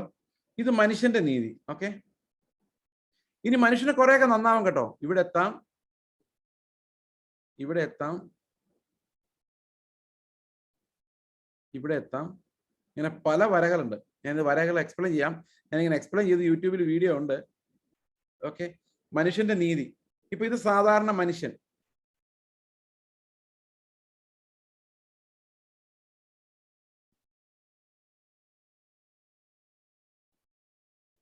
ലെവൽ 1, ലെവൽ 2, ഇങ്ങനെ നമുക്ക് കൂടുതൽ കൂടുതൽ നീതിമാന്മാരായി മാറാം. Level 3, level 4, level 5. ഓക്കെ, ഈ പച്ച കളറുള്ള എല്ലാ വരകളും മനുഷ്യന്റെ പലതരത്തിലുള്ള നീതികളാണ്. അവിടെയൊക്കെ നമുക്ക് പ്രവർത്തിച്ച് പ്രവർത്തിച്ച് പ്രവർത്തിച്ച് കയറാം. പക്ഷെ ക്രിസ്തുവിന്റെ നീതിയിൽ മാത്രം പ്രവർത്തിച്ച് കയറാൻ പറ്റത്തില്ല. അത് വിശ്വാസത്താൽ മാത്രമേ കയറാൻ പറ്റുള്ളൂ. അതുകൊണ്ട് എന്ത് സംഭവിച്ചു വെച്ച് കഴിഞ്ഞാൽ, ഈ വരയിൽ നിന്നാലും ഈ വരയിൽ നിന്നാലും ഈ വരയിൽ നിന്നാലും ഇവിടെ നിന്നാലും എവിടെ നിന്നാലും ഒറ്റ വഴിയുള്ളൂ വിശ്വസിക്കാൻ. ഓക്കെ, അതെന്താണെന്നറിയോ? വിശ്വാസം എന്ന ഒരൊറ്റ വര. അപ്പോൾ ഈ വരയിലുള്ള പരീശനും ഈ വരയിലുള്ള ജാതിക്കും മിടുക്കന്മാരായവർ, ഓക്കെ, ഈ വരയിലോ അതിന്റെ താഴെയോ ഉള്ള നമുക്കും രക്ഷപ്പെടാൻ ഒരൊറ്റ വഴിയുള്ളൂ. എന്താണ്? ഫെയ്ത്ത്. സകലരും രക്ഷിക്കും. അപ്പൊ ദൈവത്തിന്റെ നീതി വെളിപ്പെട്ട് വന്നപ്പോൾ എല്ലാരെയും രക്ഷിക്കണം അല്ലെ? എല്ലാരും രക്ഷിക്കണം. അതുകൊണ്ട് കർത്താവ് പറഞ്ഞു, നിങ്ങൾ എന്നെ വിശ്വസിച്ചാൽ ഞാൻ നിന്നെ രക്ഷിക്കും. ഓക്കെ, അപ്പോൾ 4-ാമത്തെ വരയിൽ നിൽക്കുന്നവനും വിശ്വസിക്കണം, 1-ാമത്തെ വരയിൽ നിൽക്കുന്നവനും വിശ്വസിക്കണം. എല്ലാവർക്കും കൂടെ ഒരു വഴി തുറന്നു. ആ വഴിയാണ് വിശ്വാസത്താലുള്ള നീതി എന്ന് പറയുന്നത്. അപ്പൊ ദൈവത്തിന്റെ നീതി വെളിപ്പെട്ടപ്പോൾ അത് വിശ്വാസം ഹേതുവായും വിശ്വാസത്തിനായിക്കൊണ്ടും വെളിപ്പെട്ടു.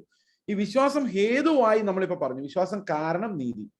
എന്നാൽ വിശ്വാസത്തിനായിക്കൊണ്ടെന്ന് പറഞ്ഞാൽ എന്താ അർത്ഥം? അത് ഇങ്ങനെയാണ് വരുന്നത് നീതി, താഴോട്ട്. അതായത് ഇത് മനസ്സിലിരിക്കട്ടെ. അതായത് നമ്മളിപ്പോൾ ഒരു നീതി കേൾക്കുകയാണ്. മനുഷ്യരുടെ നീതി കേട്ട് കഴിഞ്ഞാൽ നമുക്ക് വിശ്വാസം ഉണ്ടാവില്ല, നമുക്ക് പ്രവൃത്തി ഉണ്ടാകും. എന്നാൽ ക്രിസ്തുവിന്റെ നീതി കേട്ട് കഴിയുമ്പോൾ നമുക്ക് പ്രവൃത്തി അല്ല ഉണ്ടാകുന്നത്.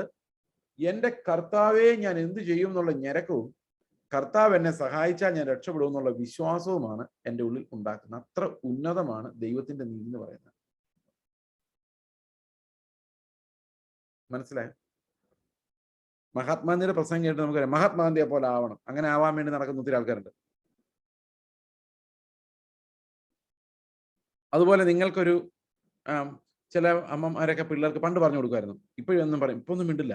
പണ്ട് പറഞ്ഞു കൊടുക്കുമായിരുന്നു മിഷണറിമാരുടെ ജീവിതം. ഹഡ്സൺ ടൈലർ ചൈനയിൽ പോയത്. അപ്പൊ ഹഡ്സൺ ടൈലർ ചൈനയിൽ പോയി എന്ന് പറഞ്ഞാൽ എനിക്കത് കേൾക്കുമ്പോൾ എന്താ തോന്നുന്നു? എനിക്കും പോകണം. ഇനി കർത്താവ് ക്രൂശിൽ കയറിയ കാര്യം എന്ന് പറഞ്ഞ് എനിക്കും ക്രൂശിൽ കയറണം എന്ന് ആർക്കും പറയാൻ പറ്റില്ല. കർത്താവ് മരണത്തിനായി ഏൽപ്പിച്ചു കൊടുത്തു എന്ന് ആലോചിച്ച് നോക്കി. അങ്ങനെ ജഡത്തിന്റെ പ്രവൃത്തികളാൽ അങ്ങനെ ഏൽപ്പിച്ചു കൊടുക്കാൻ പറ്റില്ല എന്ന് എനിക്കറിയാം. കാരണം ക്രിസ്തുവിന്റെ നീതി വെളിപ്പെടുമ്പോൾ അത് എന്റെ പ്രവൃത്തികളാൽ അസാധ്യമാണ് എന്നെനിക്ക് മനസ്സിലാകുമ്പോൾ എനിക്ക് കർത്താവിനോട് പറയാണ്, ഇത് പ്രവൃത്തികളാലല്ല ലഭിക്കുന്നത്, ഇത് വിശ്വസിക്കുന്ന ഏവർക്കും കൃപയാൽ സൗജന്യമായി ലഭിക്കുന്ന നീതിയാണ്. My God. അപ്പൊ എല്ലാവരെയും രക്ഷിക്കാൻ ഇത് മതി. ഓക്കെ, ഞാൻ നിങ്ങളോട് നേരത്തെ പറഞ്ഞതുപോലെ ചില ആളുകൾ നല്ല കുടുംബത്തിൽ പിറന്നവരാണ്. അവർക്ക് ചെറുപ്പത്തിലെ ശിക്ഷണം ലഭിക്കും, നീതി അവരുടെ ഉള്ളിൽ ഉണ്ടാകും. ഒരു സൂപ്പർ ഈഗോ ഉണ്ടാകും. ഒരു നീതി ബോധം ഉണ്ടാവും. ഇന്നത് ചെയ്യുന്ന തെറ്റാണ് എന്ന് അവന് മനസ്സിലാവും. അങ്ങനെ അവൻ നീതിമാനായി മാറി. പിന്നെ പതുക്കെ പതുക്കെ കൂടുതൽ നീതിമാനായി മാറി സ്വർഗത്തിൽ പോകും. എന്നാൽ വേറൊരു കൂട്ടം ജനം തെരുവിൽ വളരും, പേരൻസ് ഇല്ലാതെ വളരും. അവർക്ക് ഈ മോറൽ തത്വങ്ങളൊന്നും അവർ പഠിക്കില്ല. അവര് ജയിക്കാൻ വേണ്ടി യുദ്ധം ചെയ്യും, ആഹാരത്തിന് വേണ്ടി അടിക്കും, റോഡിൽ മയക്കുമരുന്ന് ഇങ്ങനെയുള്ള കാര്യങ്ങൾ കച്ചവടം ചെയ്യും. അവരെല്ലാം നരകത്തിൽ പോകും. നിങ്ങൾ ആലോചിക്കുന്നത് അൺഫെയർ അല്ലേ ഇത്? അവൻ എൻ്റെ വീട്ടിൽ ജനിച്ചിരുന്നെങ്കിൽ, അവൻ എൻ്റെ ബുദ്ധി ഉണ്ടായിരുന്നെങ്കിൽ, അവൻ എന്നെ പോലെ ആയിരുന്നെങ്കിൽ അവൻ എത്രയോ നീതിമാനായിരിക്കുമായിരുന്നു. ശരിയല്ലേ? അപ്പൊ ഏതോ ഒരു നല്ല കുടുംബത്തിൽ ജനിച്ചു എന്നുള്ളതിനാൽ, ചെറുപ്പത്തിൽ എനിക്ക് തല്ല് തരുന്ന വളർത്തുന്ന മാതാപിതാക്കൾ ഉണ്ടായി എന്നുള്ളതിനാൽ, എൻ്റെ ഉള്ളിലുണ്ടായ ഒരു നീതിബോധം വെച്ച് നോക്കി എന്നെ സ്വർഗത്തിൽ വിടുകയും, വേറൊരുത്തൻ അവൻ്റെതല്ലാത്ത തെറ്റുകളാൽ തെരുവിൽ വളർന്ന് ഗുണ്ടകളുടെ ഇടയിൽ വളർന്ന് അങ്ങനെ ആയി പോകുമ്പോൾ അവൻ നരകത്തിലും പോവുകയും ചെയ്യുകയാണെങ്കിൽ, ദൈവം ആരെയാണ് ശരിക്കും രക്ഷിക്കുന്നത്? ദൈവം ആരെയും രക്ഷിക്കുന്നില്ല. അത് അനീതിയാണ്. അവന് ചോദിക്കാം, എനിക്ക് ഇയാളുടെ വീട്ടിൽ എന്നെ ജനിപ്പിച്ചിരുന്നെങ്കിൽ എനിക്ക് സ്വർഗത്തിൽ ഇരിക്കാൻ പറ്റുമായിരുന്നില്ലേ? അപ്പൊ കർത്താവ് തീരുമാനിച്ചു, പ്രവൃത്തികളാൽ ആരെയും നീതീകരിക്കുന്നില്ല. മനസ്സിലാവുന്നുണ്ടേ പറയുന്നത്? എന്നിട്ട് ഈ ഗജപോക്കിരിയായി റോഡിൽ കൂടെ നടന്നവനോടും, മഹാമിടുക്കനായി ഒരു തെറ്റും ചെയ്യാതെ സൂക്ഷിച്ച് നടന്നു പോയവനോടും കർത്താവ് പറയാണ്, നിങ്ങൾ രണ്ടുപേരും കണക്കാണ്, നിങ്ങൾ രണ്ടുപേരും പാപികളാണ്, നിങ്ങൾ രണ്ടുപേരും സ്വർഗത്തിൽ പോവില്ല.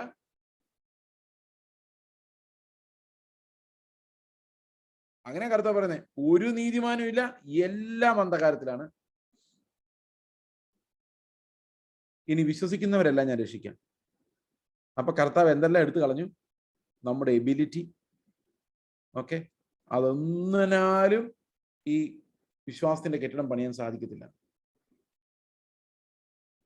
മനസ്സിലാവുന്നുണ്ടോ ഞാൻ പറയുന്നത്? അപ്പൊ ദൈവത്തിന്റെ നീതി വെളിപ്പെട്ടപ്പോൾ അത് എന്തിനായി വെളിപ്പെട്ടു? അത് നമ്മളിൽ വിശ്വാസം ഉണ്ടാക്കാൻ വേണ്ടി വെളിപ്പെട്ടു. ഇത് ബൈബിളിൽ വേറെ റെഫറൻസ് ഉണ്ടോ? 2 പത്രോസ് 1 അധ്യായത്തിന്റെ 1 വാക്യം, 2 Peter chapter 1 verse 1 and 2. 1 മതി, 1 വായിക്കാമോ? 2 പത്രോസ് 1:2, 1:1, 2 പത്രോസ്. ഞങ്ങൾ കണ്ടു.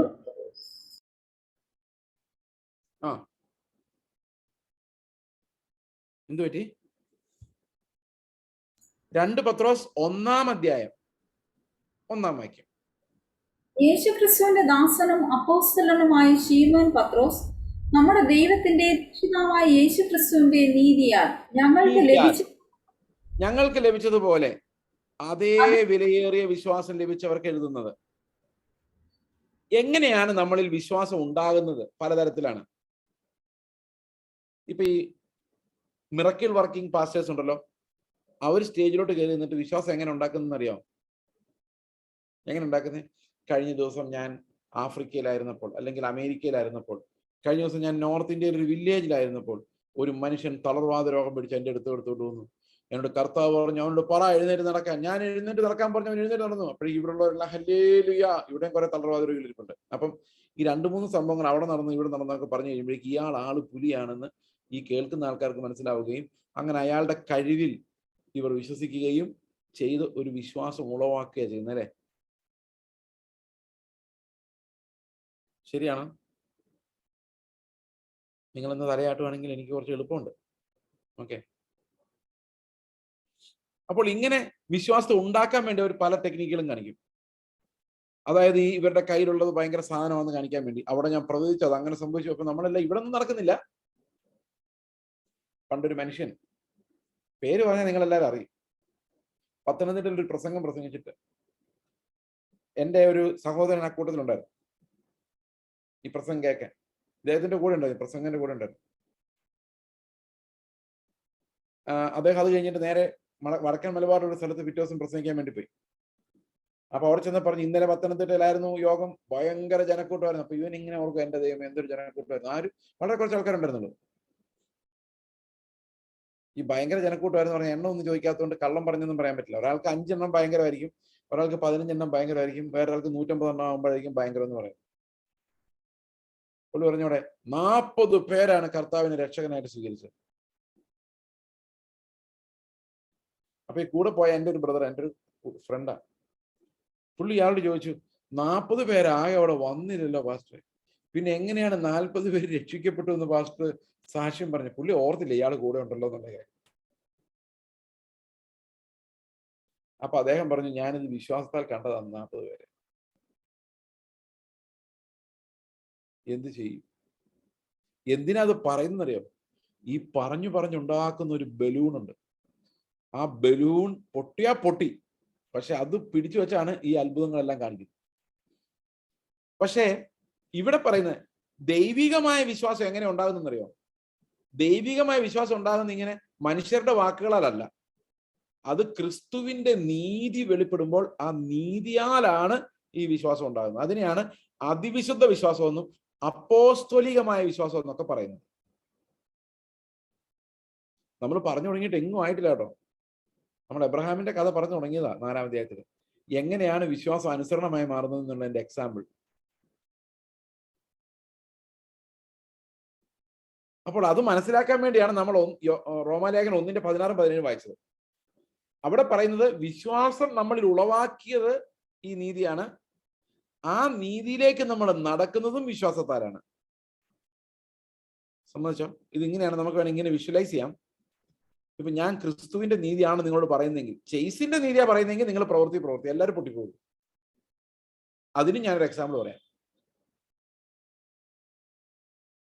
ഈ മനുഷ്യന്റെ നീതി എന്ന് പറയുന്നത് വെറും ശുഷ്കമായ ഒരു സാധനമാണെന്ന് കാണിക്കാൻ വേണ്ടി ഞാൻ പണ്ട് പ്രസംഗിക്കും എനിക്കൊരു മിസ്റ്റേക്ക് പറ്റുമായിരുന്നു. മിസ്റ്റേക്ക് എന്ന് പറയാൻ പറ്റില്ല, ഒരു ഓവർസൈറ്റ് എന്ന് വേണേൽ പറയാം. ഞാൻ ഈ പിള്ളേരെ എടുത്തു വളർത്തിയ കഥകൾ പറയുമായിരുന്നു. ഇപ്പോഴും പറയാറുണ്ടെങ്കിൽ ഇപ്പോൾ ഒരു എക്സാമ്പിളിന് എമർജൻസി വരുമ്പോൾ മാത്രം എൻ്റെ ഭാഗമേ പറയാറുള്ളൂ, മുഴുവൻ പറയാറില്ല. അപ്പൊ ഞങ്ങൾ 3 പിള്ളേരെ എടുത്ത് വളർത്തിയ കാര്യമൊക്കെ പറയുമ്പോൾ ഈ കേട്ടോണ്ടിരിക്കുന്ന പാവം ജനം ചിന്തിക്കും, ഓ ഞങ്ങൾക്കും ഒരു കൊച്ചിനെടുത്ത് വളർത്താൻ തോന്നുവാണ്. കാരണം നമ്മുടെ എല്ലാം ഉള്ളിലൊരു സോഫ്റ്റ്, എന്താ പറയുന്നത്, റൊമാൻറ്റിക് മൈൻഡ് ഉണ്ട്. റൊമാൻറ്റിക് മൈൻഡ് ഞാൻ ഉദ്ദേശിച്ചത് ഈ ആൺ പെണ്ണുങ്ങളെ പഞ്ചാരടിക്കുന്ന ആ മൈൻഡിന്റെ കാര്യമല്ല. സങ്കല്പങ്ങളിൽ ജീവിക്കുന്ന ഒരു കൊച്ചിനെ ഞാൻ എടുത്തു വളർത്തുന്നു, അവനെ സ്നേഹിച്ചു കൊണ്ട് നടക്കുന്നു, അവനെ നല്ലപോലെ പഠിപ്പിക്കുന്നു, അങ്ങനെ ഞാൻ നീതിമാനായി മാറുന്നു, ആ മകൻ എന്നെ ബഹുമാനിക്കുന്നു, എനിക്ക് അങ്ങനെ 2-3 പിള്ളേരുണ്ടാകുന്നു. എന്തൊരു പ്ലാനിങ്, എന്തൊരു ഇമാജിനേഷൻ, സങ്കല്പങ്ങൾ. ഈ സങ്കല്പങ്ങളെയാണ് ഞാൻ റൊമാൻറ്റിസിസം എന്ന് പറഞ്ഞത്. പക്ഷെ ഈ വന്നു കയറുന്നവനുണ്ടല്ലോ, ഈ വന്നു കയറുന്ന കുട്ടി ദൂരെ നോക്കുമ്പോൾ ഓ അപ്പനും മകനും എന്തൊരു സ്നേഹം. പക്ഷെ യഥാർത്ഥത്തിൽ ഹൃദയത്തിൽ കൂടി പോകുന്ന സ്ട്രഗിൾ എന്താണെന്നറിയോ? നമ്മുടെ സ്വന്തം മകൻ തല്ലിപ്പൊളിത്തരം കാണിച്ചാൽ നമുക്ക് സഹിക്കാൻ പറ്റില്ല. ഒരു ദിവസം, ഒരാഴ്ച, 2 ആഴ്ച. ഇത് നമുക്ക് ഒരു രക്തബന്ധം പോലും ഇല്ലാത്ത പിള്ളേര് നമ്മളെ ഉപദ്രവിച്ച് നമുക്ക് നിൽക്കാൻ സമയം തരാതെ അവിടെ ബഹളം ഉണ്ടാക്കിക്കൊണ്ടിരുന്ന കുറച്ചു നേരം കഴിയുമ്പോണ്ടല്ലോ, blood is always thicker than water. അതുകൊണ്ട് നമ്മള് മടുക്കും. ഞങ്ങൾ ശരിക്കും മടുത്തിട്ടുണ്ട്. ഈ മടുപ്പ് എങ്ങനെ അവതരിപ്പിക്കും? കർത്താവിന്റെ കൃപ കൊണ്ടാണ് ഞങ്ങൾ രക്ഷപ്പെട്ടു പോയത്. അപ്പൊ ആൾക്കാര് പ്രവൃത്തി അനുകരിക്കുക. പ്രവൃത്തി അനുകരിച്ചാൽ നടക്കുമോ? നടക്കുകയില്ല. കാരണം അതിനകത്തോട്ട് സ്പിരിച്വൽ സ്ട്രഗിൾ ഞങ്ങൾ എങ്ങനെ അതിജീവിച്ചു എന്നുള്ളതും കൊണ്ട് അത് എല്ലാവർക്കും വ്യത്യസ്തമാണ്. അപ്പൊ മനുഷ്യരുടെ പ്രവൃത്തികൾ പറഞ്ഞു കഴിയുമ്പോഴേക്കും അത് ഒരു പ്രവൃത്തിയിലേക്കാണ് ആൾക്കാരെ നയിക്കുന്നത്. മനസ്സിലാവുന്നുണ്ടോ? എന്നാൽ ക്രിസ്തുവിന്റെ നീതി വെളിപ്പെട്ട് വരുമ്പോഴേക്കും, ഞാനിപ്പോ പറഞ്ഞില്ലേ നമ്മൾ അനുഭവിച്ച സ്ട്രഗിളിനെ കുറിച്ച്, അവിടെ ക്രിസ്തുവിന്റെ നീതി വെളിപ്പെട്ട് വരുമ്പോഴാണ് നമ്മൾ ഹൃദയം തകർന്ന് നിലവിളിച്ചു പോകുന്നത്. അപ്പോൾ ദൈവത്തിന്റെ നീതി വെളിപ്പെടുമ്പോൾ അത് വിശ്വാസത്തിനായിട്ടാണ് വെളിപ്പെടുന്നത്. എന്നോടത് ആവശ്യപ്പെടുകയാണ്, ഇതാണ് ദൈവത്തിന്റെ നീതി, നിന്റെ സൽപ്രവൃത്തികളല്ല, അതുകൊണ്ട് നീ വിശ്വസിക്ക്, ദൈവത്തിന് നിന്നെ അങ്ങനെ ആക്കാൻ പറ്റും. ഞാനപ്പോ ദൈവത്തെ രണ്ടും കൽപ്പിച്ച് അങ്ങ് ആശ്രയിക്കുക. എന്തിനു വേണ്ടിയാണെന്നറിയോ? എൻ്റെ വിശ്വാസത്തിന് അനുസരണം ഉണ്ടാകാൻ വേണ്ടി. So that I produce real lasting fruit. Okay, മനസ്സിലായി ഞാൻ പറഞ്ഞെന്താണ്? അപ്പോൾ വിശ്വാസത്താൽ വരുന്ന നീതി നമ്മൾ ഒരിക്കലും മറന്നു പോകരുത്. It's one of the most cardinal doctrines of the Bible. വിശ്വാസത്താലുള്ള നീതീകരണം, നോട്ട് ബൈ വർക്ക്സ്. എന്തുകൊണ്ടാണ് വർക്ക്സ് അല്ലാത്ത? വർക്ക്സ് ഇല്ലെന്നല്ല, വർക്ക്സിനാലല്ല. കാരണം വർക്കിനാലായാൽ അതൊരു മനുഷ്യന്റെ നീതിയിലേക്ക് എത്തിക്കുള്ളൂ. വിശ്വാസത്താലായാൽ മാത്രമേ അത് ക്രിസ്തുവിനെ നേടുന്ന ഒരു നീതിയിലേക്ക് നമുക്ക് പോകാൻ പറ്റുള്ളൂ. മനസ്സിലായോ? നിങ്ങൾക്ക് നല്ല മനുഷ്യനായാൽ മതി, അത് യേശുവിനെ പോലെ ആകണം. നല്ല മനുഷ്യനായാൽ മതിയിൽ പ്രവൃത്തി. യേശുവിനെ പോലെ ആകണമെങ്കിൽ വിശ്വാസം കൊണ്ട് മാത്രമേ സാധിക്കൂ. അപ്പൊ വിശ്വാസം എന്ന് പറയുന്നത് നമ്മൾ പള്ളിയിൽ ചേർന്നു, കർത്താവ് വിശ്വസിക്കുന്നു, അത് അവന്റെ രക്ഷയിൽ നിന്ന് നമുക്കുണ്ടായ വിശ്വാസമാണ് ആ സ്പെഷ്യൽ ഫെയ്ത്ത്. കർത്താവെ, നീ എനിക്ക് വേണ്ടി മരിച്ചു, എന്റെ സ്ഥാനത്ത് നീ മരിച്ചു, ഇനി ഞാൻ ജീവിക്കുന്നില്ല, ഇനി നീയാണ് എന്നിൽ വസിക്കുന്നത്, ജീവിക്കുന്നതാണ് ഫെയ്ത്ത്. ഫെയ്ത്ത് ലൈഫ് എന്ന് പറയുന്നത്.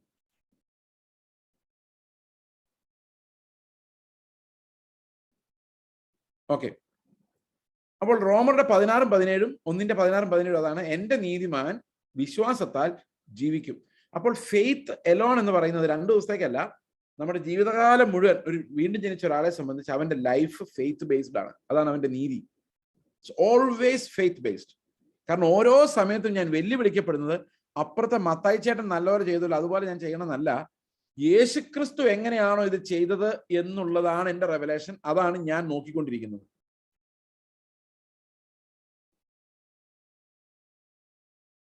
മനസ്സിലായോ? അപ്പൊ എന്റെ നിലവാരം എന്ന് പറയുന്ന കർത്താവിന്റെ നിലവാരമാണ്.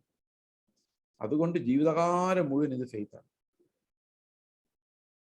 എത്ര പേർക്ക് മനസ്സിലായത്? മനസ്സിലായോ? പല ആൾക്കാരും വിശ്വസിക്കുന്ന രക്ഷിക്കപ്പെടുമ്പോ ഫെയ്ത്തും പിന്നെ വർക്കാണ്. പിന്നെ മനുഷ്യനെ പോലെ ആവുള്ളൂ. നിങ്ങൾ വർക്ക് ചെയ്ത് തുടങ്ങിയ മനുഷ്യനെ പോലെ ആവുകയുള്ളൂ.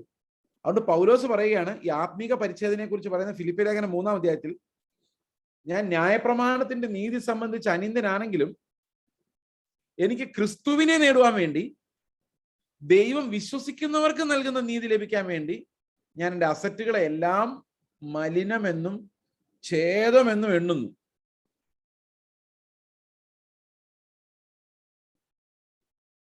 മനസ്സിലായോ? അപ്പോൾ ഈ വിശ്വാസം നിങ്ങളുടെ ഉള്ളിൽ ഉണ്ടെങ്കിൽ, ആ വിശ്വാസം നിങ്ങൾക്ക് ലഭിച്ചത്, യഥാർത്ഥ വിശ്വാസം നിങ്ങളുടെ ഉള്ളിൽ ഉണ്ടെങ്കിൽ ആ വിശ്വാസം നിങ്ങൾക്ക് ലഭിച്ചത് ദൈവത്തിന്റെ നീതിയാലാണ്. Righteousness produces faith and faith produces righteousness. ഇത് ചുരുക്കി പറഞ്ഞ എങ്ങനെയാണ്? നിങ്ങൾ നീതിയെക്കുറിച്ച്, ദൈവത്തിന്റെ നീതി അടങ്ങിയിരിക്കുന്ന സുവിശേഷം കേൾക്കുമ്പോൾ, ആ വചനം കേൾക്കുമ്പോൾ, നിങ്ങൾ ആ വചനത്തിൽ നിന്ന് നിങ്ങളുടെ ഹൃദയത്തിലേക്ക് ഒരു പാലം പണിയപ്പെടുന്നു. ഈ പാലത്തെയാണ് ഫെയ്ത്ത് എന്ന് പറയുന്നത്. സമ്മതിച്ചോ? മനസ്സിലായോ? ആ പാലത്തിലൂടെ ഞാൻ നടന്ന് അപ്പുറത്തെത്തുന്നു. അങ്ങനെയാണ് ഫെയ്ത്തിലൂടെ ഞാൻ എന്തുണ്ടാക്കുന്നു? നീതി ഉണ്ടാകുന്നു. മനസ്സിലായോ? That means righteousness comes down to us by faith and I achieve righteousness by faith. എന്ന് പറഞ്ഞു കഴിഞ്ഞാൽ നീതിയുടെ പ്രസംഗം എൻ്റെ ഉള്ളിൽ വിശ്വാസം ഉണ്ടാക്കുന്നു, ഒരു വിശ്വാസം എന്ന പാലം ഉണ്ടാകുന്നു. ആ വിശ്വാസത്തിലൂടെ നടന്ന് ഞാൻ, അപ്പൊ എങ്ങനെ വിശ്വാസം ഉണ്ടാകുന്നത്? ഞാൻ കുറച്ചു നേരം നിന്ന് തീരുമാനിക്കും, ഞാൻ കുറച്ച് വിശ്വാസം ഉണ്ടാക്കാൻ പോവാണ്. അങ്ങനെ വരുന്നതല്ല. ഓക്കെ, വിശ്വാസം നീതിയുടെ വെളിപ്പാടിനാലാണ് ഉണ്ടാകുന്നത്. ദൈവത്തിന്റെ നീതി നമ്മുടെ ഉള്ളിൽ വെളിപ്പെട്ടിട്ട് നമ്മൾ നിസ്സഹായരായി മാറുന്നില്ലെങ്കിൽ അവന്റെ കൃപയ്ക്ക് വേണ്ടി നമുക്ക് നിലവിളിക്കാൻ കഴിയില്ല. നമുക്ക് എബ്രഹാമിന്റെ കഥയിലേക്ക് മടങ്ങി വരാം. പ്രവർത്തിക്കാത്തവനെങ്കിൽ അഭക്തനെ നീതീകരിക്കുന്നവൻ വിശ്വസിക്കുന്നവന്റെ വിശ്വാസം നീതിയായി കണക്കിടുന്നു. ഓക്കെ, ഇനി താഴോട്ട് വരുമ്പോൾ എബ്രഹാമിന്റെ കഥയിലേക്ക് നമ്മൾ വരുമ്പോൾ 9-ാം വാക്യം, ഈ ഭാഗ്യവർണ്ണനം പരിച്ഛേദനയ്ക്കോ അഗ്രധർമ്മത്തിനും കൂടെയോ എബ്രഹാമിന് വിശ്വാസം നീതിയായി കണക്കിട്ടു എന്നല്ലോ നാം പറയുന്നത്. അപ്പൊ ശരിക്കും എബ്രഹാം എങ്ങനെ നീതീകരിക്കപ്പെട്ടത്? വിശ്വാസത്താലാണ്. ആ സമയത്ത് എബ്രഹാം എന്തെങ്കിലും പ്രവൃത്തി ചെയ്തായിരുന്നോ? സർക്കംസിഷൻ ചെയ്തായിരുന്നോ? ഇല്ല. 10 കൽപ്പനകളിൽ ഏതെങ്കിലും അനുസരിച്ചിരുന്നോ? ഇല്ല. ഓക്കെ, അപ്പോൾ അവന്റെ വിശ്വാസം നീതിയായി മാറിയപ്പോൾ അവൻ എന്തെങ്കിലും കൽപ്പന അനുസരിച്ചിരുന്നോ? ദൈവത്തിന്റെ ജനമായി മാറിയായിരുന്നോ? ഇല്ല.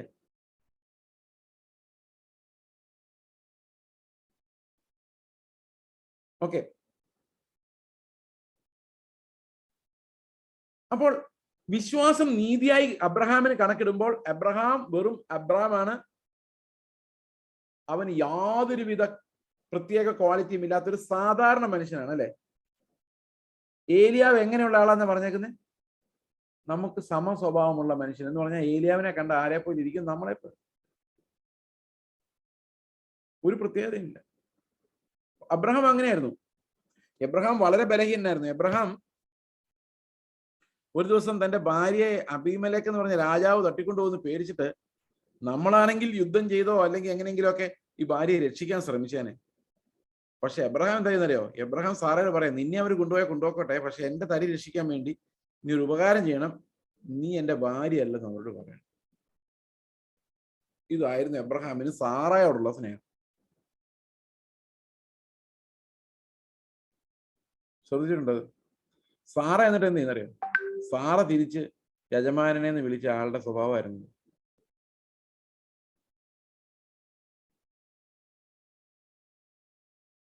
ഓക്കെ, സാറയോട് പറയാണ്, നിന്നെ അബീമേലെക്ക് കൊണ്ടുപോയാൽ ആരും കൊണ്ടുപോയാലും എനിക്ക് പ്രശ്നമൊന്നുമില്ല, എന്റെ തടി രക്ഷിക്കാൻ വേണ്ടി നീ ഒരു വ്യാജം പറഞ്ഞ എന്നെ വ്യാജമല്ല, അത് പകുതി സത്യമാണ്. ഈ എബ്രഹാമാണ് അവസാനം കർത്താവ് ചോദിക്കുകയാണ്, നിന്റെ ഏകജാതനായ പുത്രനെ എനിക്ക് അർപ്പിക്കുന്നു പറയുമ്പോൾ ആരോടും ആലോചന ചോദിക്കാതെ ആ കൊച്ചിനെ എടുത്തുകൊണ്ട് പോയ എബ്രഹാമും ഈ ആദിമകാലത്ത് വേച്ച് വീഴാൻ പോകുന്ന എബ്രാമും തമ്മിൽ ഭയങ്കര ഡിഫറൻസ് ഉണ്ട്. ഇതിനിടയിൽ ദൈവം അവനെ, ഇത്ര ബലഹീനനായ എബ്രഹാമിനെ ദൈവം ബഹുജാതികൾക്ക് പിതാവാക്കി മാറ്റിയത് വിശ്വാസത്താൽ അവൻ നീതീകരിക്കപ്പെട്ടുകൊണ്ടാണ്. എബ്രഹാമിന്റെ ഫെയ്ത്ത് എന്ന് പറയുന്ന ഒരു ക്ലാസിക് എക്സാമ്പിൾ ആണ് ന്യൂ ടെസ്റ്റാമെന്റ് ഫെയ്ത്തിന്. അതുകൊണ്ടാണ് അവൻ നമുക്ക് വിശ്വാസത്തിൽ ഒരു പിതാവായിരിക്കുന്നത്. Because Abraham had that New Testament faith. അതെങ്ങനെയാണ് അവന് ലഭിച്ചതെന്ന് ചോദിച്ചു കഴിഞ്ഞാൽ, ദൈവം കൊടുത്ത ഒരു വാഗ്ദത്വത്തിൽ അവൻ വിശ്വസിച്ചു എന്നുള്ള ഒരൊറ്റ കാരണത്താലാണ് അവൻ നീതിമാനായി മാറി. ഇതാണ് പൗലോസ് കൊണ്ടുവരുന്ന ആർഗ്യുമെന്റ്. എന്തായിരുന്നു ആ വാഗ്ദത്വം? നിന്റെ സന്തതിയെ ഞാൻ ആകാശത്തിലെ നക്ഷത്രങ്ങൾ പോലെ ആക്കും എന്ന് അവനോട് കൽപ്പിച്ചു. ഇതായിരുന്നു പ്രോമിസ്. അത് ഉൽപ്പത്തി പുസ്തകം 15:5-6 ആണ്. അപ്പോൾ അങ്ങനെ സംഭവിക്കുമെന്ന് എബ്രഹാം വിശ്വസിച്ചു. ആ വിശ്വാസം അവന് നീതിയായി കണക്കിട്ടു. പക്ഷെ എബ്രഹാമിന്റെ കയ്യിൽ ഒരു വക ഇല്ല. 100 വയസ്സാകാൻ പോവുകയാണ്. 75 വയസ്സ് മറ്റാണ് ആ സമയത്ത്. പക്ഷെ അത് വിശ്വസിച്ചു. അത് വിശ്വസിക്കാൻ അസാധ്യമായിരുന്നു. But he still believed and that was counted to him as righteousness. അത് അവന് നീതിയായിട്ട് മാറി. ഓക്കെ, ഇതെങ്ങനെയാണ് സംഭവിച്ചത്? 4-ാം അധ്യായത്തിന്റെ 17-ാം വാക്യം.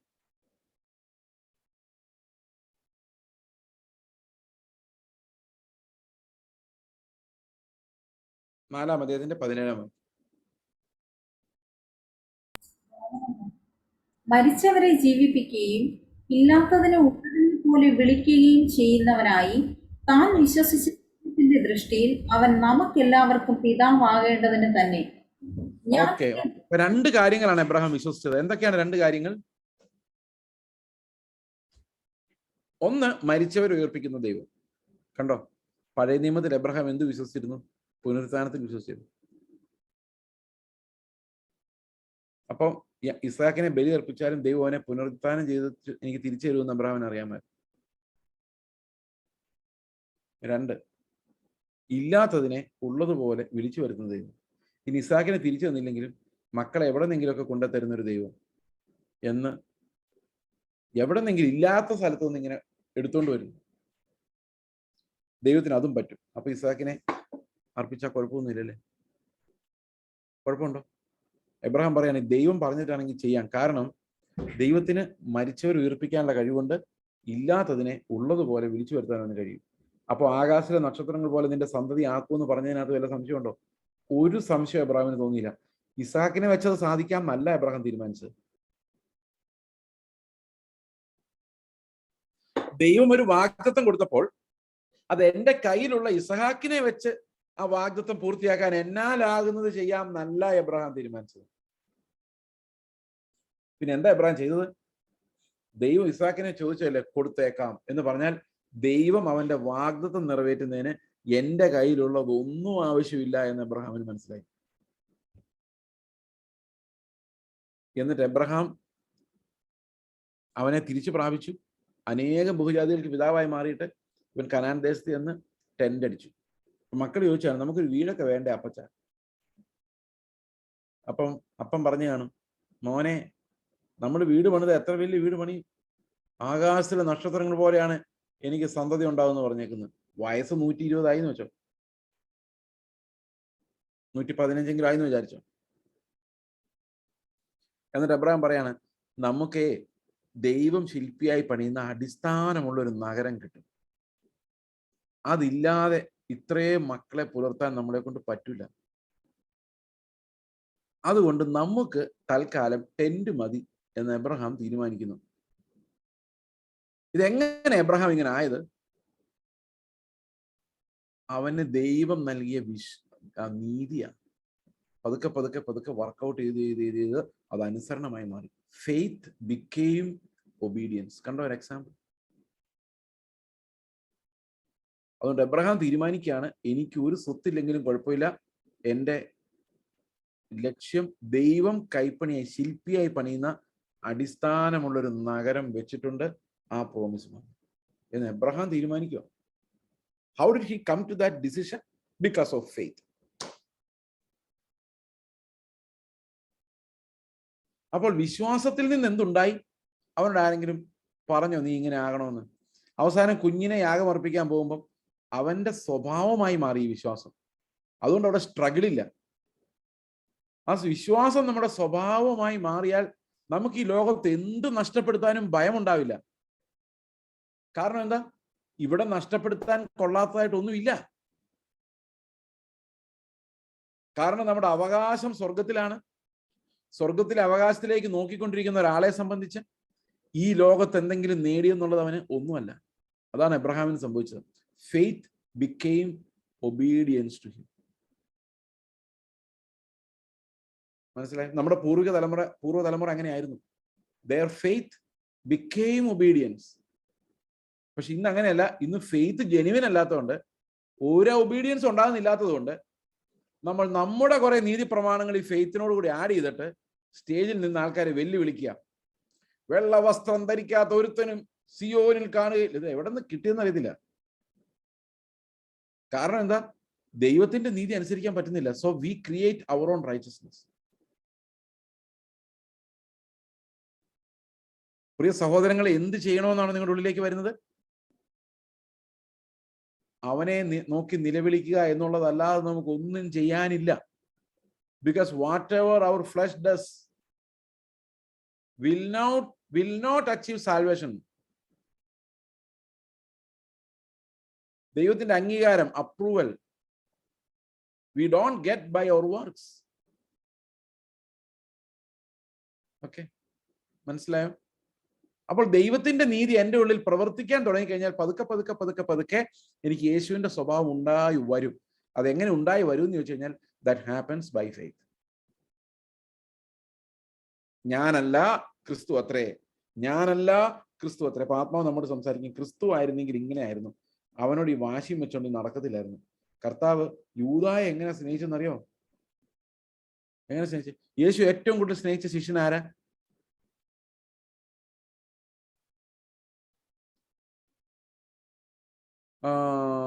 യോഹന്നാനാന്ന് യോഹന്നാൻ പറയുന്നു. പക്ഷെ ഞാനാന്ന് ഞാൻ പറയുള്ളൂ. അതിന്റെ കാരണം എന്താണെന്ന് വെച്ച് കഴിഞ്ഞാൽ ഏറ്റവും കൂടുതൽ ഇളച്ചു കിട്ടിയവനാണ് ഏറ്റവും സ്നേഹിക്കുന്നത്. യോഹന്നാൻ നോക്കിയപ്പോൾ എൻ്റെ ദൈവമേ, എൻ്റെ കർത്താവെ, ഇന്നെപ്പോലെ ഒരു പാപിയെ നീ എങ്ങനെ സ്നേഹിച്ചു? പത്രോസൊക്കെ കുറച്ചുകൂടെ ഡീസൻ്റ് ആയിട്ട് യോഹന്നാന് തോന്നുന്നു. നമുക്ക് നേരെ തിരിച്ചു, നമുക്ക് നമ്മൾ മാത്രം ഡീസൻ്റ് ആയിട്ട് തോന്നുന്നു. എന്നാൽ ശിഷ്യന്മാരുടെ കാര്യം വന്നപ്പോഴേക്കും ശിഷ്യന്മാർക്ക് അവരവരാണ് ഡീസൻ്റ് അല്ലാതെ തോന്നുന്നത്. ബാക്കി എല്ലാവരെ കുറിച്ചും ഭയങ്കര അഭിപ്രായം. യൂദായെ കുറിച്ച് അവർക്ക് ഭയങ്കര അഭിപ്രായമായിരുന്നു ശിഷ്യന്മാർക്ക് കേട്ടോ. നിങ്ങൾ ഒരാളെ തന്നെ ഒറ്റ കൊടുക്കുമെന്ന് പറയുമ്പോൾ ശിഷ്യന്മാർ അങ്ങോട്ടും ഇങ്ങോട്ടും നോക്കിയതല്ലാതെ യൂദയായിരിക്കും ആരും പറഞ്ഞില്ല. കാരണം ഹി വാസ് എ പെർഫെക്റ്റ് പ്രിറ്റൻഡർ. ഒരു സൂപ്പർ അഭിനേതാവായിരുന്നു യൂദ. നമ്മളെ കണ്ടാൽ ആർക്കും സംശയം തോന്നുന്നില്ല ഇവൻ ദൈവവിരോധിയും പാപത്തിന്റെ അടിമയുമാണ്. നമ്മൾ വളരെ സൂക്ഷ്മമായിട്ട് അതിനെ മറയ്ക്കാൻ കഴിവുള്ളവരാണ്.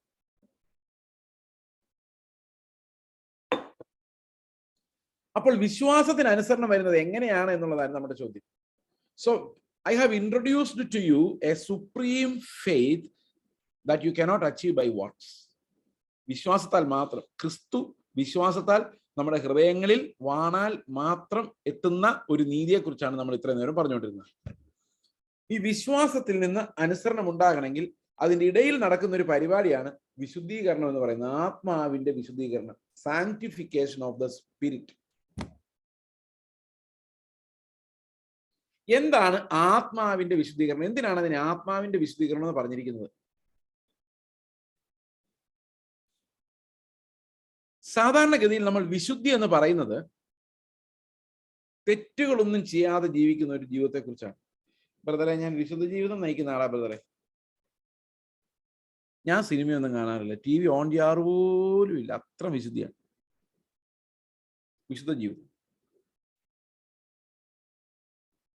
ഇത് നമ്മൾ ചില ആൾക്കാരെങ്കിലും വിശുദ്ധരാണെന്ന് സ്വയം പറയാനുള്ള കാരണം എന്താണെന്നറിയോ? അവർ ചില കാര്യങ്ങൾ ചെയ്യുന്നില്ല, അതുകൊണ്ടാണ്.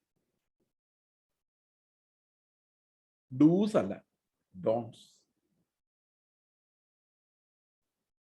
ശരിയാണോ ഞാൻ പറഞ്ഞത്? പുക വലിക്കുന്നില്ല, കള്ളു കുടിക്കുന്നില്ല,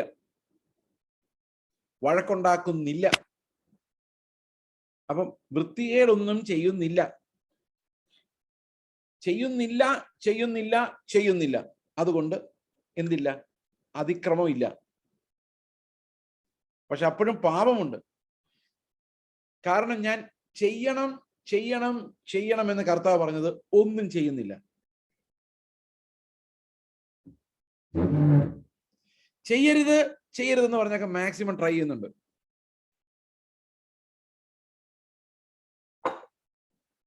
എന്നാൽ ചെയ്യണം എന്ന് പറഞ്ഞത് ഒന്നും ചെയ്യുന്നില്ല.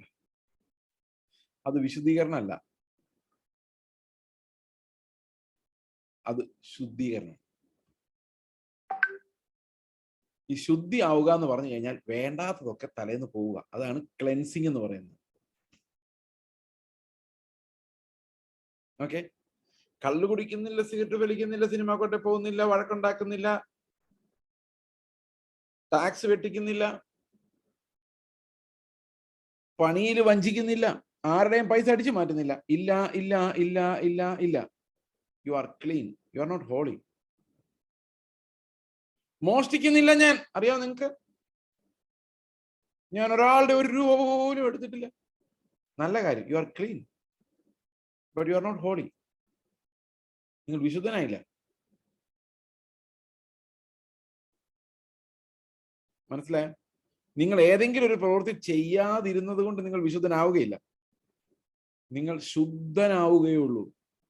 Cleansing and sanctification are two separate different things. Cleansing എന്ന് പറയുന്നത് നമ്മുടെ വൃത്തികെട്ട സ്വഭാവം എല്ലാം തൂത്ത് പറക്കി കളയുന്നതിനെയാണ് ക്ലെൻസിങ് എന്ന് പറയുന്നത്. അത് രക്ഷിക്കപ്പെട്ട ശേഷം ബ്രദറെ ഞാൻ ഇത് എന്താണ്? ക്ലെൻസിങ് ആണ്. We are cleaned or cleansed by the blood of Christ.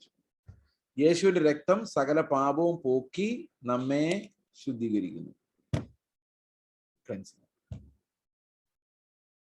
എന്നാൽ സാങ്ക്ടിഫിക്കേഷൻ എന്ന് പറയുന്നത് നമ്മൾ ചെയ്യുന്നില്ല ഇല്ല ഇല്ല ഇല്ല എന്നുള്ളതല്ല, ചെയ്യുന്നുണ്ട് ഉണ്ട് ഉണ്ട് ഉണ്ട് എന്നുള്ളത്. എന്താ ചെയ്യുന്നത്?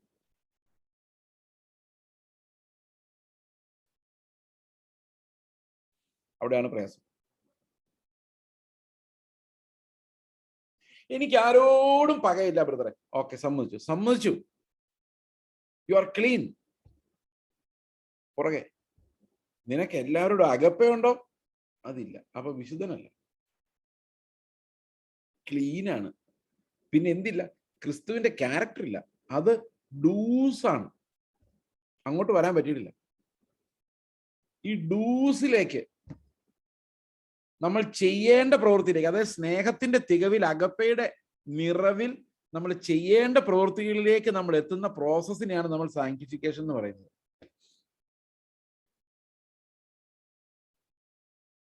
ഫോർ എക്സാമ്പിൾ, നമ്മളൊരു ഭിക്ഷക്കാരൻ വരുമ്പോൾ 100 രൂപ കൊടുക്കും. നമ്മുടെ സ്വാഭാവികമായി നമ്മുടെ സ്നേഹം 100 രൂപയുടെയാണ്. അത് പോകുന്നതുകൊണ്ട് നമ്മുടെ കയ്യിൽ നമ്മൾ വേറെ ആൾക്ക് വേണ്ടി പറഞ്ഞു വിടുന്നതുകൊണ്ട് നമ്മുടെ ഉള്ളിൽ ചെറിയ അഹങ്കാരവും ഉണ്ട്. ഓക്കെ, പക്ഷെ അതിനകത്തൊരു വലിയ ചോദ്യമുണ്ട്. Do you really love him? നീ അവനെ ശരിക്ക് സ്നേഹിക്കുന്നുണ്ട്? കൽപ്പന എന്താണ്? സ്നേഹിക്കണം. അതാണ് കൽപ്പന. ഓക്കെ, അപ്പോൾ ഈ ഡൂസിലേക്ക് നമ്മൾ വരുമ്പോൾ നമ്മൾ പൊളിഞ്ഞു പോവാം. ആ ഡൂ ചെയ്യണം, അനുസരിക്കണം, സ്നേഹിക്കണം, കരുണ കാണിക്കണം, ക്ഷമിക്കണം, ഇതിനെല്ലാവരും ഡോണ്ട് ഉണ്ട്. പക്ഷെ ഞാൻ പോസിറ്റീവ് വെർച്യൂസിനെ കുറിച്ച് പറയാം. ഡൂ. ഇത് ആത്മാവ് നമ്മെ വിശുദ്ധീകരിച്ചാൽ മാത്രമേ നടക്കുള്ളൂ. ഈ ആത്മാവിന്റെ വിശുദ്ധീകരണം ശുദ്ധീകരണം തമ്മിലുള്ള വ്യത്യാസം ഞാനൊന്ന് ചെറിയൊരു പിക്ചർ വഴി കാണിച്ചു തരാൻ ശ്രമിക്കാം.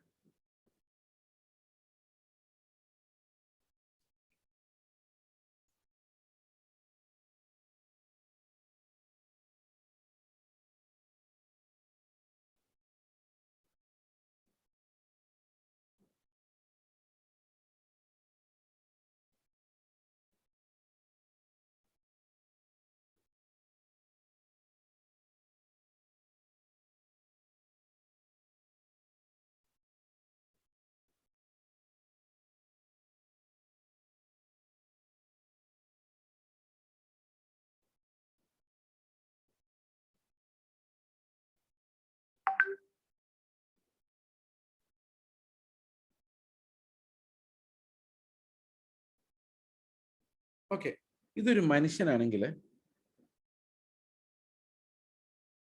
ഞാൻ നേരത്തെ പറഞ്ഞ പോലെ അവന്റെ എല്ലാ തീരുമാനങ്ങളും അവന്റെ ശരീരവും മനസ്സും കൊണ്ട് ചേർന്നാണ് എടുക്കുന്നത്. ആത്മാവിന് ഇതിൽ പങ്കൊന്നുമില്ല. എന്നാൽ ഒരാൾ വീണ്ടും ജനിച്ചു കഴിയുമ്പോൾ എന്ത് സംഭവിക്കുന്നു വെച്ച് കഴിഞ്ഞാൽ ഈ ആത്മാവിന്റെ ഒരു ശബ്ദം ഇവൻ കേൾക്കാൻ തുടങ്ങും. വ്യത്യാസം മനസ്സിലായോ?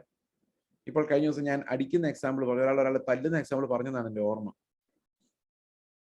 പറഞ്ഞായിരുന്നു, ഒരാളെന്നെ തല്ലിക്കഴിഞ്ഞാൽ എന്നോട് ചിലപ്പോൾ എൻ്റെ ശരീരം പറയും തല്ലടാ തിരിച്ച്, മനസ്സ് പറയും വേണ്ട. ഈ രണ്ട് ശബ്ദം ഞാൻ കേൾക്കുന്നുണ്ട്. പക്ഷെ മൂന്നാമതൊരു ശബ്ദമുണ്ട്, അവനെ സ്നേഹിക്ക്, കരുണ കാണിക്ക്. ഇത് വരുന്നത് ആത്മാവിനാണ്. അപ്പൊ ആത്മാവിന്റെ വിശുദ്ധീകരണം എന്ന് പറഞ്ഞു കഴിഞ്ഞാൽ ആത്മാവ് നമുക്ക് എന്ത് ക്യാരക്ടറാണോ തരാൻ ഉദ്ദേശിക്കുന്നത് ആ ക്യാരക്ടർ നമുക്ക് ലഭിക്കുമ്പോഴാണ് നമ്മൾ അനുസരിക്കുന്നവരായി മാറുന്നത്. പുതിയ നിയമത്തിൽ ഏത് പ്രമാണം അനുസരിക്കണം അതിന്റെ പുറകെ നമ്മുടെ ഉള്ളിൽ അകപ്പെ വന്ന് നിറയണം.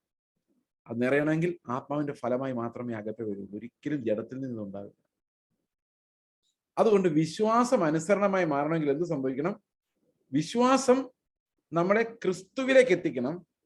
ഓക്കെ, ക്രിസ്തുവിന്റെ സ്വഭാവം നമ്മളിൽ ഉണ്ടാകണം. ആ സ്വഭാവത്തിൽ നമുക്ക് അനുസരണം ഉണ്ടാകണം.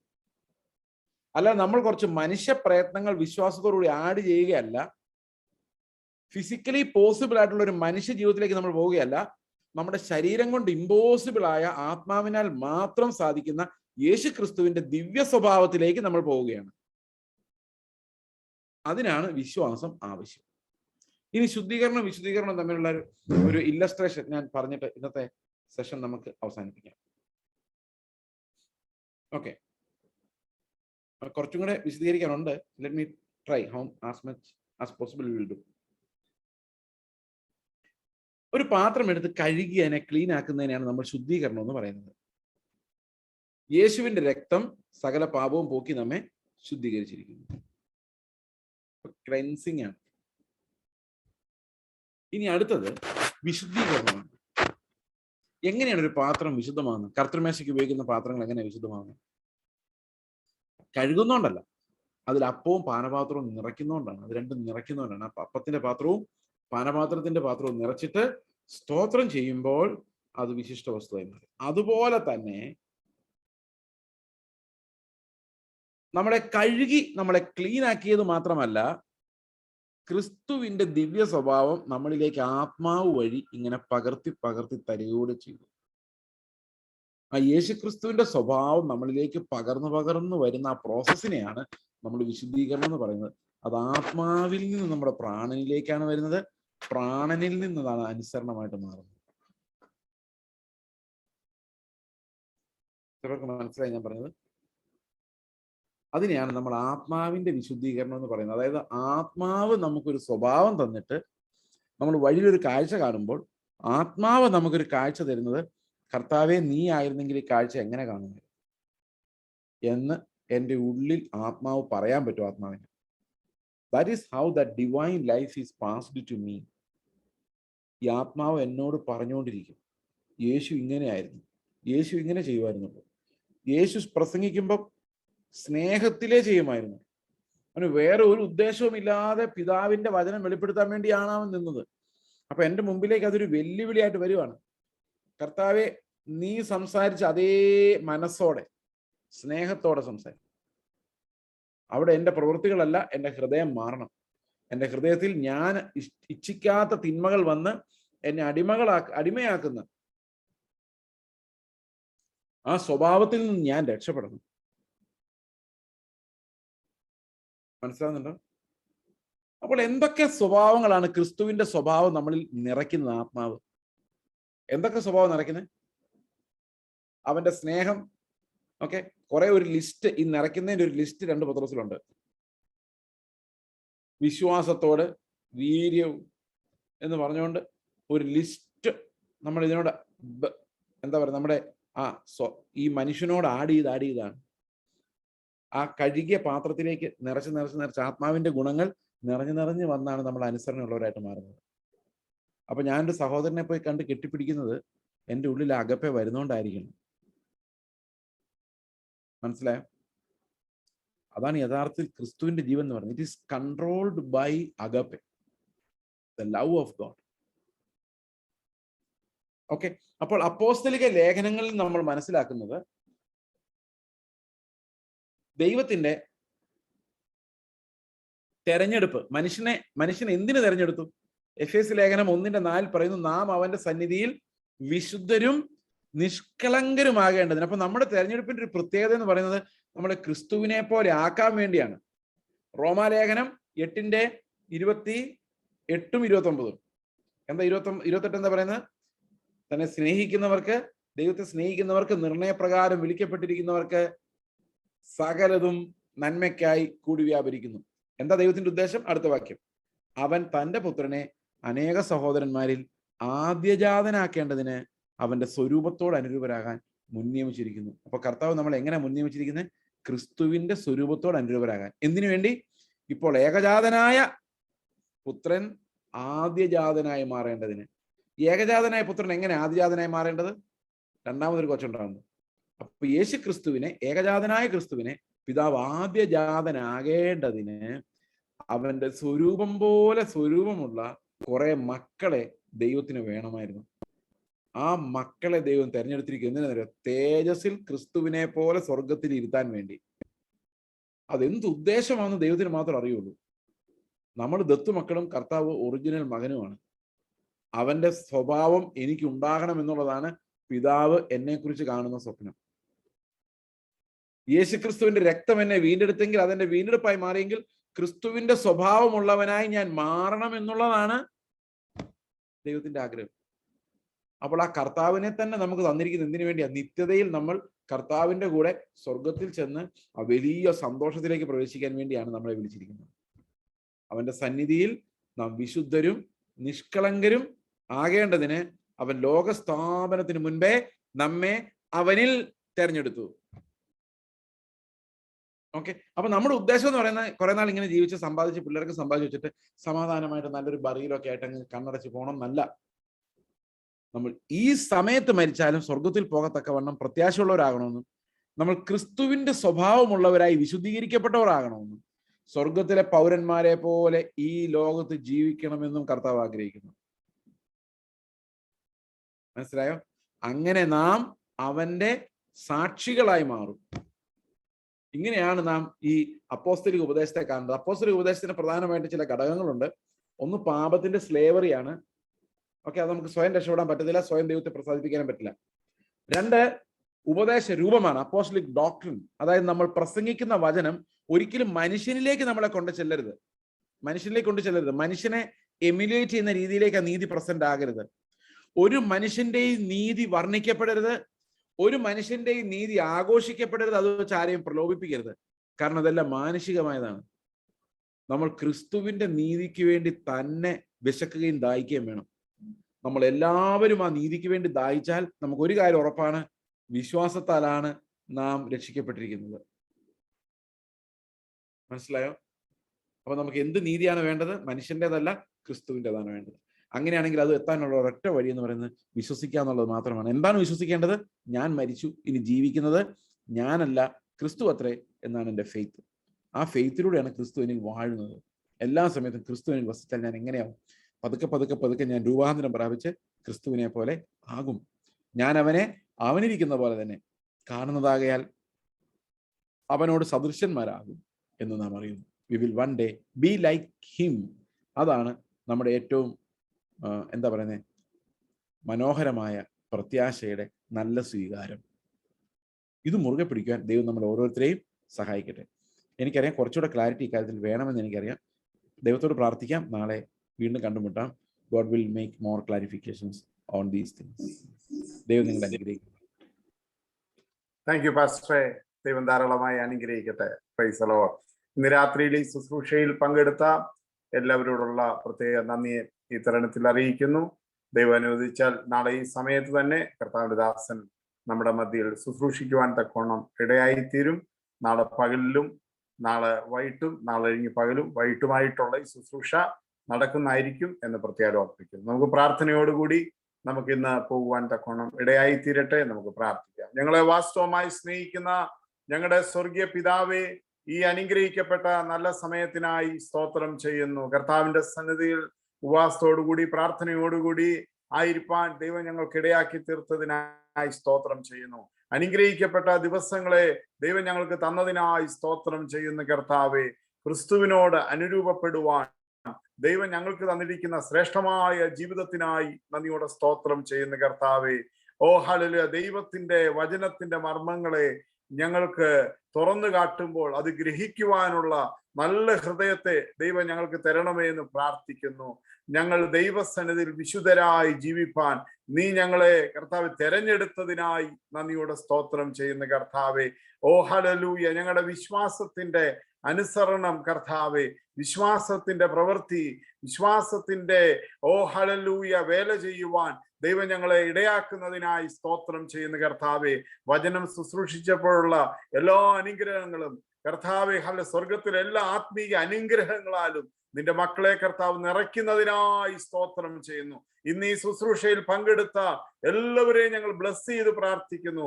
കർത്താവിന്റെ ദാസനെ വീണ്ടും ഞങ്ങളുടെ മധ്യയിൽ കർത്താവേ, ഓ ദൈവത്തിന്റെ വചനവുമായി കർത്താവ് അയക്കണമേ എന്ന് ഞങ്ങൾ പ്രാർത്ഥിക്കുന്ന കർത്താവേ, വലിയ ദൈവത്തിന്റെ കൃപ കൊണ്ട് നിറയ്ക്കുന്നതിനായി പ്രാർത്ഥനയുമായിരിക്കുന്ന നിന്റെ ജനങ്ങളെ കർത്താവ് അനുഗ്രഹിക്കണമേ.